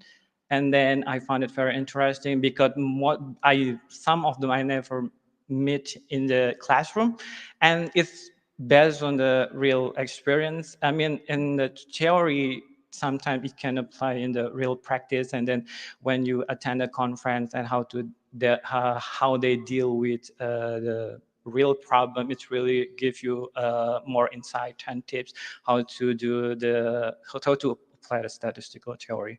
And then I also like to mention that I really agree with Mr. Robert idea about the iLibrary, and then about the feedback, and then already mentioned by Shara. I mean, we as a student really like if what we have done is getting a feedback. For me personally, I like to be being criticized and praised, because I believe even this. It's a profile, there's always a room for improvement. So I like the idea about the iLibrary, but it's not limited only the iLibrary. Maybe there's a lot of things that can develop more. And then what I've found about attending the conference in quality in Lithuania also, that I like to mention that you made a good thing with, you made a little book, very neat and tidy. Sometimes even if I have a spare time, maybe you remember, you made a little book about what all of the presentation, because there's a lot of station. I believe that it's 3 days, and it consists of maybe 50 presentation, and then it's very neat and tidy. And if I still have a spare time, I like to refer it, and even there's a contact person, I like to email them and like to know more how they conduct their research, about the methodological. Yeah. Thank you very much for your story, and making links to many of the other activities I hear here, and also that was an opportunity for networking like is here today. And again, thanks for joining and being here. And I understood you also took a day off for being here today. Thank you very much for that. I would now like to give the floor, and also I'll invite Milica to tell us, their experience with the first EMOS cross-border traineeships. Very curious to hear your story. Thank you. Hello to everybody. Thank you for give us opportunity to participate in this program, Cross Mobility for Students. And I would like to thank you in the name of Statistical Office of Montenegro, in my name, for this great opportunity for us. Within this program, Statistical Office of Montenegro provide 2 programs for these internships.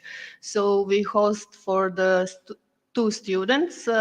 One of them was related for the project manager position. The second was in sampling department and regarding the sampling design and survey methodology. I would like to say that these two students were very great, in the sense that they show us a lot of interest in these topics that they apply, even they had some different master theses that they should prepare. Also, during this traineeship, we offered them help and within this their master thesis, and I can tell that after a few months after they finished their traineeship in our institutions, they also graduated and at their universities. I think this cooperation was very good organized by DevStat, and I should highlight the good connection between universities, NCI, and the students, because in every moment when we ask some questions, the persons from DevStat quickly answered and help us to solve the situations, because as they said, everything was organized in the time of COVID, so we have some little not planned situations, but everything was go smoothly because of good cooperation from DevStat and universities. And I would like to ask you if you have some questions regarding the how everything functioning in detail. You can ask me after this or during the break. I will share our experience, and I think everything is positive regarding this program, and I hope that we'll participate in the next round. Thank you. Thank you, Milica, for your insights in a nutshell, and also offer to to tell more and for more exchanges during the lunch break or throughout the day. Very happy to have you here, and that you were courageous enough, let's say, to start with the program. And yeah, we will now hear, that is a perfect transition, more details from DevStat, from Jose, who will show you the website that has been up to support this cross-border traineeship program. So I would like to give the floor to Jose, and then after that, very short, we will have time for questions, and then I just need 2 minutes for a closing round, and we can continue discussions outside if you have more questions to stay a bit in the foreseen schedule. But now the floor is yours, Jose.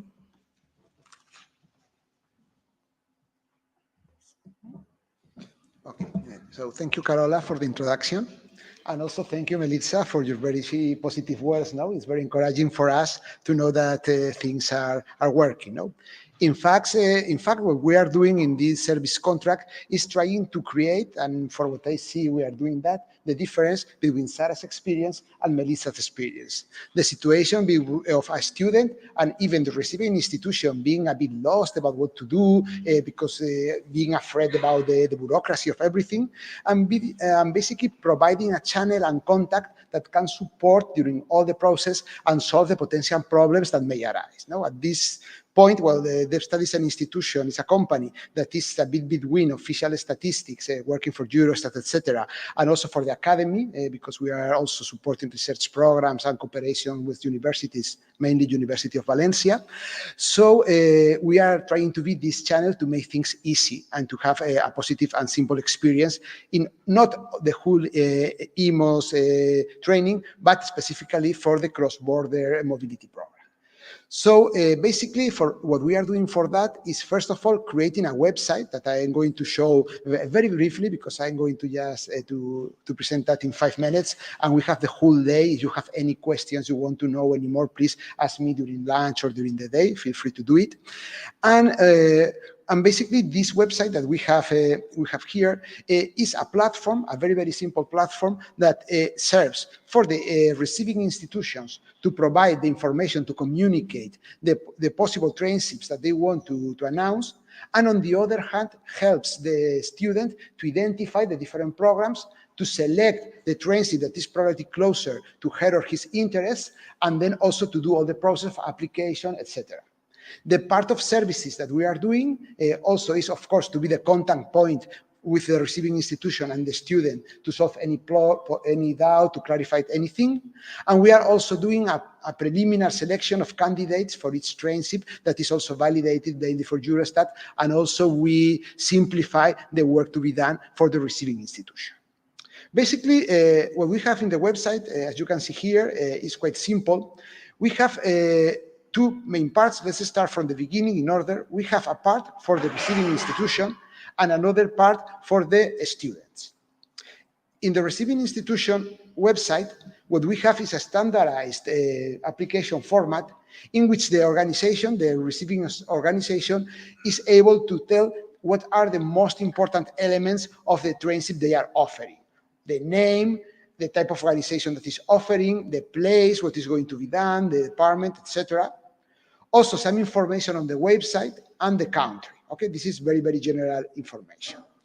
Also, some information about the administrative contact person that is going to be used basically for DevStat, that is going to validate the form and to ask if there is any doubt or whatever before publishing it, with the email contact. And this is probably the most important part, the information on the specific trainship to be offered. So, relevant details here. Well, first of all, the title for sure. This is very important, the hours per week, because sometimes students are not able to do something that is full-time or whatever, so it's important for them to know how it works. The dates, and something very important here, talking about the dates, there is a requirement, it's one of the most important requirements, and it's that the trainship need to be at least 8 weeks long. Why? Because at the end, this trainship is part of the master program that the students are doing, so it is necessary to be able to have enough ACT credits from the practice to be included and to get the title. Okay, so the minimum length is 8 weeks. From this length can be whatever. Of course, this is related with the hours per week. The statistical domain, and a small description about what are the skills that are going to be acquired, how the student is going to be evaluated, the language that are required for the practice, and basically this is the information about the trainship. Also, it is necessary to provide some basic information about the mentor person, that is the person that is going to be in care of the student when he or she goes to the receiving institution. So it is just necessary to complete this form and to send it. Before uploading the offer, of course, we in DevStat check that everything is okay. For instance, now we have a trainship that was offered for 7.5 weeks, so we contact the institution just to clarify the point. It has been extended to 8 weeks, and now it's published. Okay, so we take control that everything is okay and nothing is going to be wrong after that. So once this is completed, we publish that, and students can have all the information in the traineeships in this other part of the website.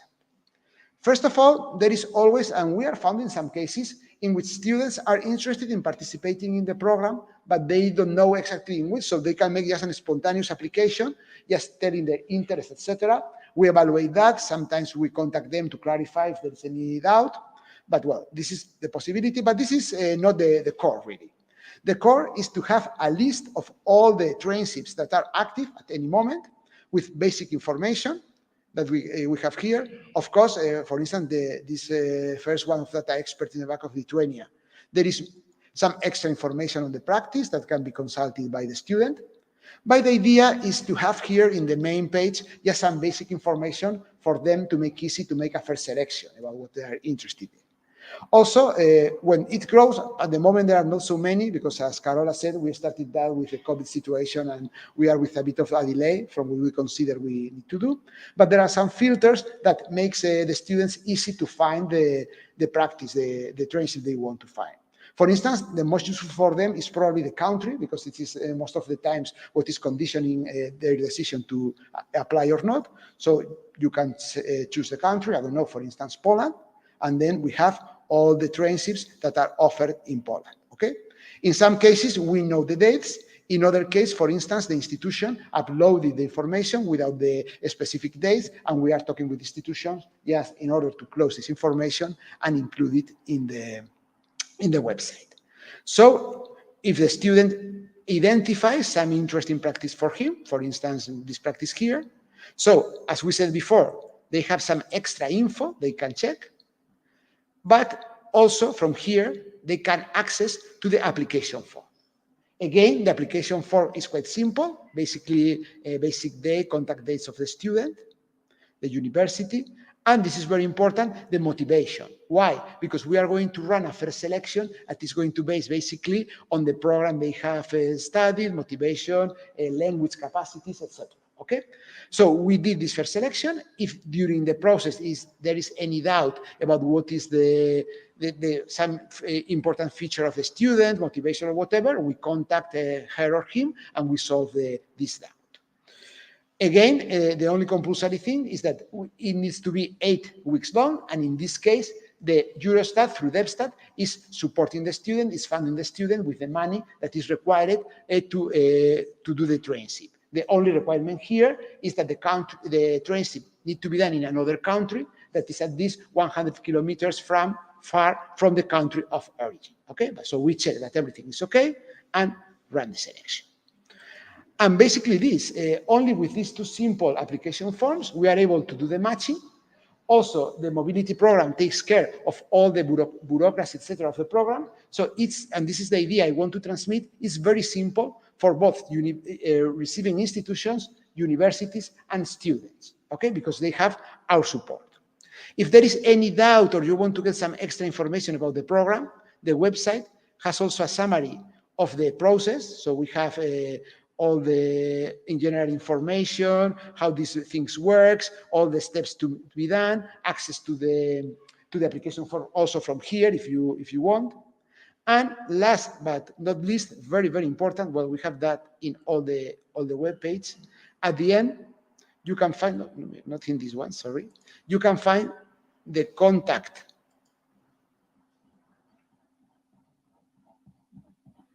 Shall it done?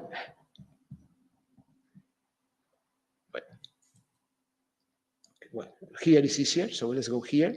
You can have the contact details, and I don't know where is it, really the contact, the email address in DevStat in which you send any email, you will be attend and we will solve any doubt you have, okay? Just a very, very brief presentation. If you want more information, you want to clarify any details, please ask me here or during lunch or whatever, okay? So thank you very much, Carola. Thank you, Jose, for walking us through the website. I think the main page here is what is probably most interesting as a starting point. So you have here the traineeship opportunities and the call for traineeship offers, if you can imagine being a host. And I think the main message was it's quite simple. It's a simple form, and then DevStat will get in touch with you, or you can also directly contact the colleagues at DevStat under the contact tab. So you have a contact address. So if you feel like you have some questions about the form, don't hesitate. I think get in touch. I think that has been the way you've been working also so far, and which has been much appreciated, to be like a mediator here. There's one thing about the cross-border traineeships. So the idea is, yeah, of course, one of the conditions, it's in another country. And actually the idea is that it's in a country that is not the country of study. So 100 kilometers from the, I think you said home country, but here's the home country of study. So that I just, for clarification, should be in another country so that it's abroad. Yes, and if you could imagine, please get in touch and yeah, explore the options. Yeah. The idea is really to mediate and bring together students who want to apply for traineeships and hosts who can offer a position. Having said this, we have a few minutes left for questions. We can take questions here in the room, so we have to focus on questions in the room, but my dear colleague Francine will be happy to collect questions you may have. I don't see so many yet, but actually the idea was also to give the floor first to students. If there's any specific interest, something you want to know? How can I apply? How does it work practically? What's the first thing to do? Or is it also clear? Okay, then I open the floor to everyone. Yes, please.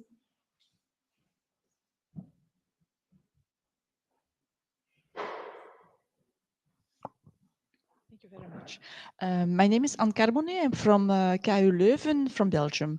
I have a question about this cross-border traineeship. Sounds very interesting for us, but in our EMOS program, our students usually combine their internship with their master thesis because it's in the second year. And so when they go to, let's say, Statistics Flanders, then they do their internship there, and at the same time they also work there in collaboration with the institute on their master thesis. My question is here, when they do the traineeship across border, is it also possible to combine then their master thesis there?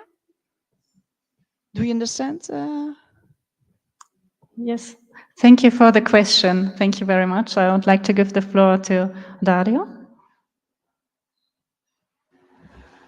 The program has been designed 3 years ago during the pandemics. So the current program might not be compatible, but we are working to launch a tender for the future. And these kind of ideas are very helpful for us in order to design the future program. As we speak, at the moment, the traineeship funds are compatible with an Erasmus funds. So if you are an Erasmus student, you can combine the funds from the Erasmus funds with the EMOS funds. So in the same 8 weeks, you get the double of the amounts. And the amounts we are providing, it's the same as the Erasmus, to have an idea. Yes, thank you. Mm-hmm.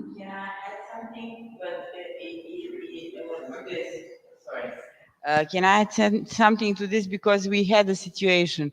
If you want to use Erasmus funds, then 2 universities, host university and home university, have to have signed Erasmus agreement, Erasmus exchange agreement, bilateral.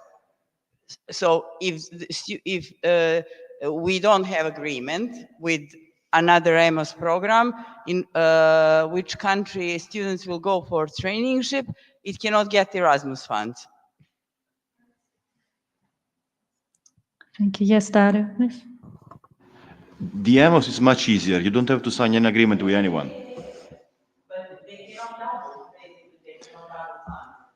As mentioned, I mean, this call is like the kickoff of the call. I mean, we need all the ideas to design the future call. So in the future, we will make it compatible.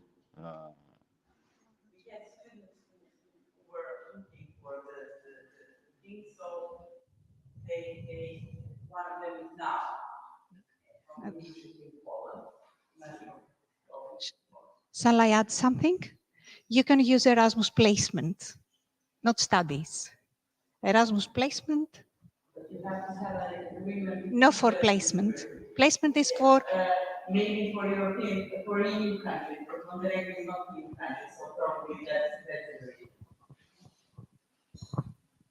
Well, not yet.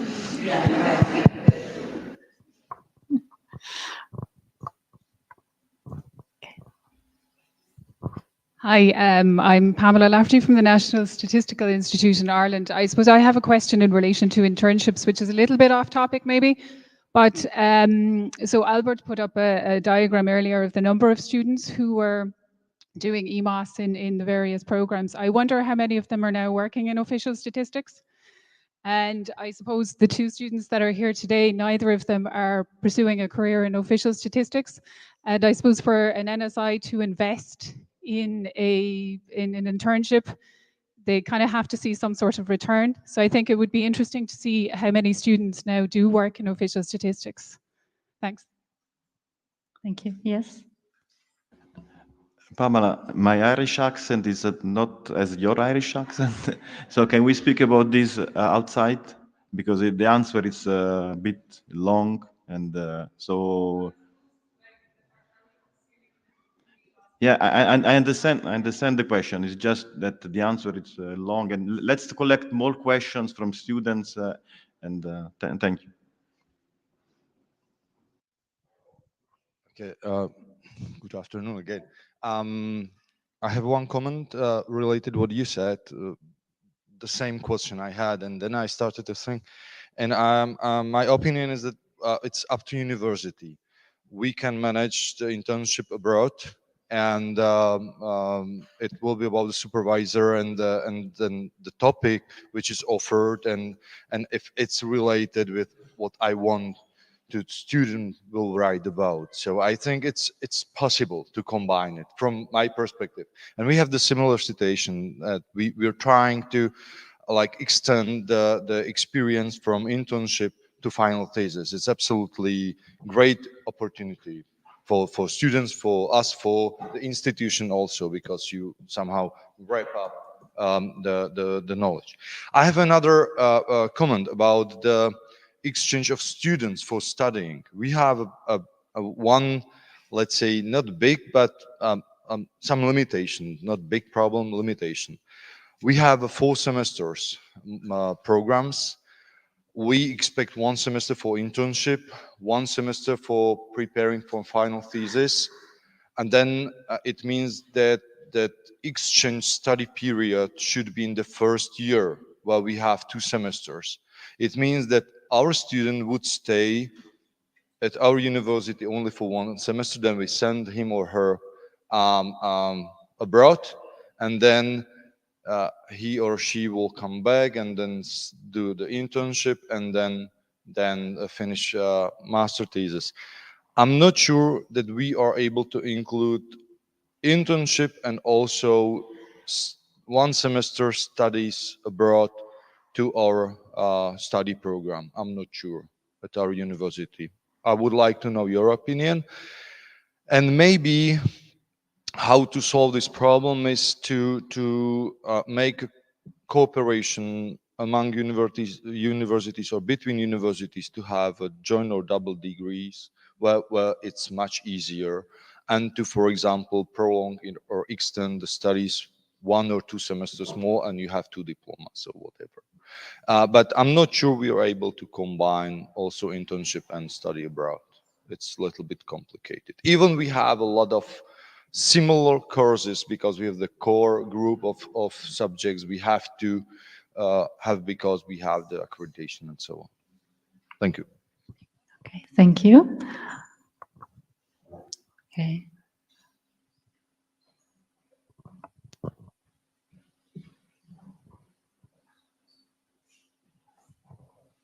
Hello, this is Michael from Bamberg, Uni of Bamberg, and in Germany. And I got 2 questions, or maybe 3.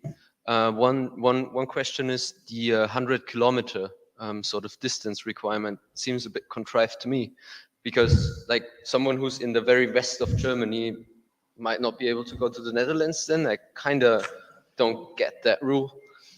Done. Okay. So what would be the answer? Just forget about the 100 kilometers. Okay. All right. So, all right. And then I would also like to add, I don't know if it's already on it, but one detail, like practical detail, would be to include like financial information for the students on the website so that everyone kind of knows what they expect. I don't know if it's already on it, but. Yes, it's included there. So information about the quantity of money, the conditions, etc. Okay, all right. Yeah, it's in the guidelines. Yes. And in the traineeship also at the end. The traineeship? Yes. You want to show? Yes. So here. Because we are in the selection, sorry. The guidelines. So we have all the information about everything. Yes, what it is. I think we should move it to the top of the page somewhere. Yeah. No, because no, the point is that the page is structured in the steps you are going to do it. Okay. So here is all the in the step 5 is all the information about Just the paint. All right. Yes. Please leave it on the screen, the information on the money. Yes. We will move it anyway at the top, as you suggested. Yes. No, this is not the one. I just think it's kind of important for the students because decisions are mostly based on money. And another point I wanted to discuss, which also includes money, is I wanted to reiterate Pamela's point here. Maybe the EMOS program is just educating people, and then they head off to the private sector. I think that is quite an important question that should be discussed not in between two people, but maybe in front of their audience. Okay, you want to say something on that? Okay, so that's basically like my point. Any comment on this? This is a reduction, but not what. So there are things we know and things we don't know, first of all, in the sense that what we do is we follow up with the asking the EMOS organizers to tell us whether they know where the graduates have ended up. And we got basically about 50% of the answers, so we account only for about half of the graduates. Of this half that are accounted for, 50% are in the statistical business, official statistics business, meaning NSIs or even central banks, etc. And the other half is in the private sector. The problem is that, let's say, we don't know what's happened to the other half, whether they're employed or not.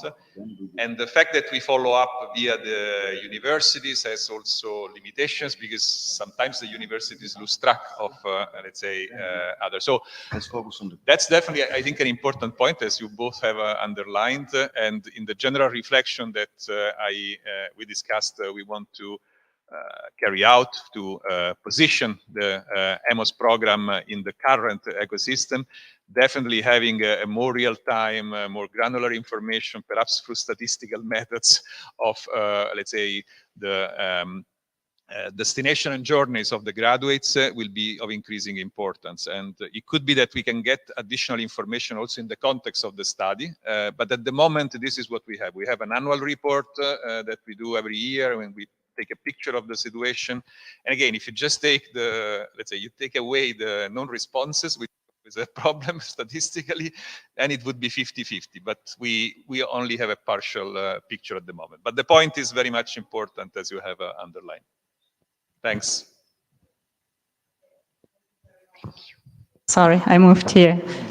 Thank you, Emmanuel, for replying to that question. And actually, thank you for the very, very valid remark. So that's why it's good to show it here to a wide audience. And we will make sure that the information is much more highlighted. But Jose, you want to present Yes, it? sure. Sorry, a very good question, because probably the place where it is now, it not the first thing that you look at, is within the application form. So at the end of the application form, you have all the information about the financial support of 2,500 euros, the conditions, etc., when it is going to be provided, and the process. But it was a very, very good suggestion. For sure, we are going to put this probably at the beginning or in some place where it's much more highlighted, for sure.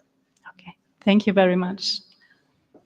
Now that we are, slowly running out of time and you deserve a lunch break, I would like to give the floor back to the panelists for a closing remark, or just one statement for panelists. And then if you want to continue, everyone is available, including me and Dario and Jose and the panel speakers to answer any questions you may have, suggestions, as we said, or Dario explained.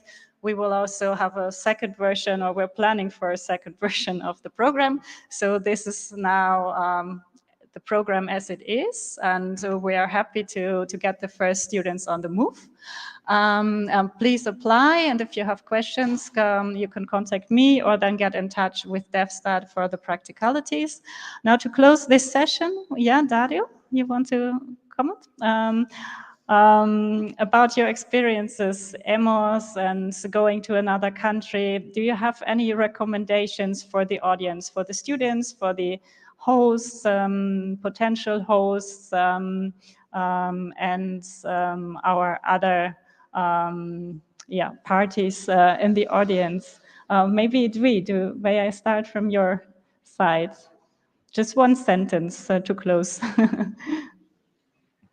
If I make a comment from the previous question from the Ireland and Bamberg, just a little bit. I mean, like you give a fund to the EMOS, and then after that, the graduate not working in the official statistic. Like for me, I'm as a student, like working for a private company is providing more a flexible hour. Then I jump directly into official statistic. So it's not, and also like it's helped me to apply my statistical theory in the private company, and then after graduate maybe I can join the official statistic.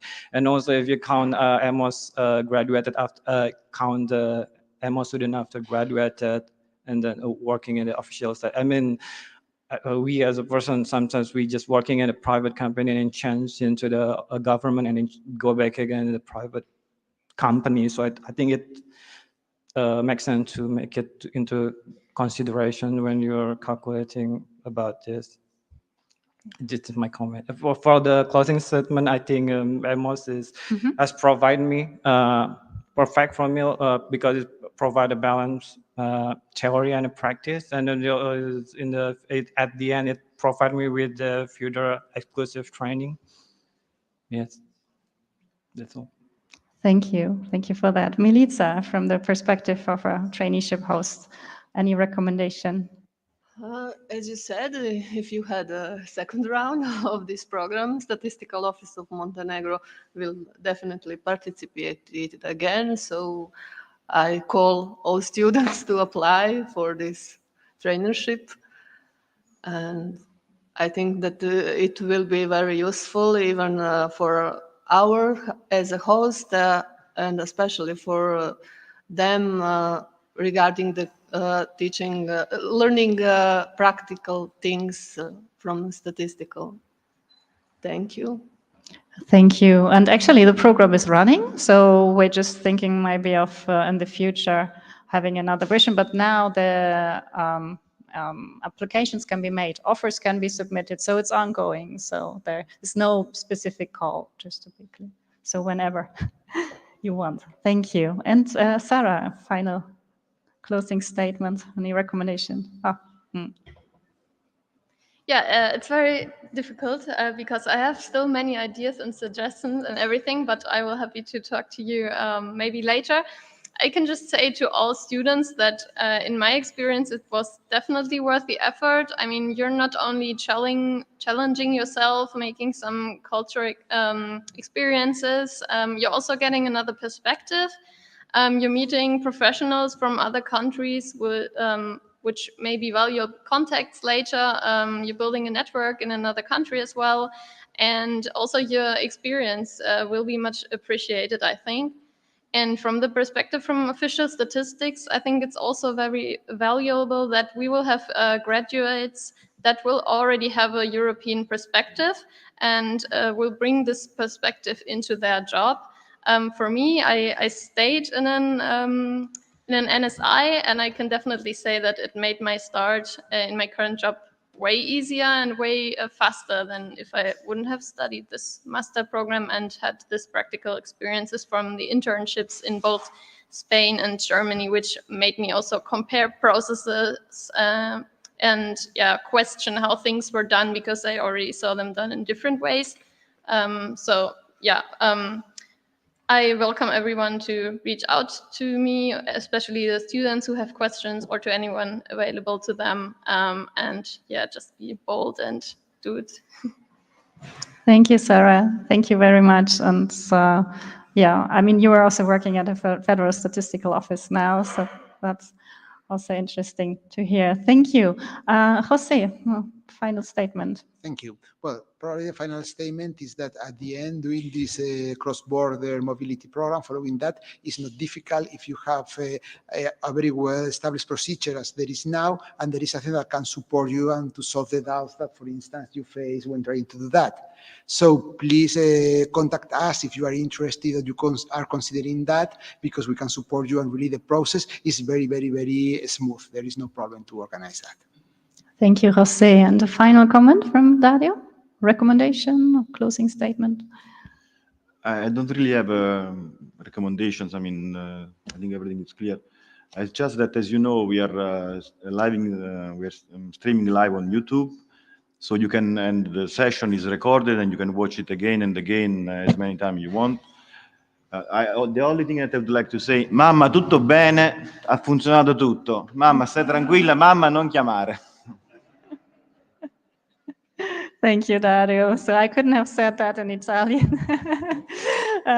Thank you very much for that. Yeah, yeah, there are means to make it easy. And also that's why we are here, to talk to us, use the opportunity, and we have the opportunity now. So let's go for lunch. Thank you very much for your attention, for your questions that we will take home, also for, yeah, further for future ideas when we discuss this internally. Wish you a nice lunch break, and thank you everyone for for the panel contributions and for your availability to speak. And yeah, let's go outside and mingle in the sunshine. Thank you.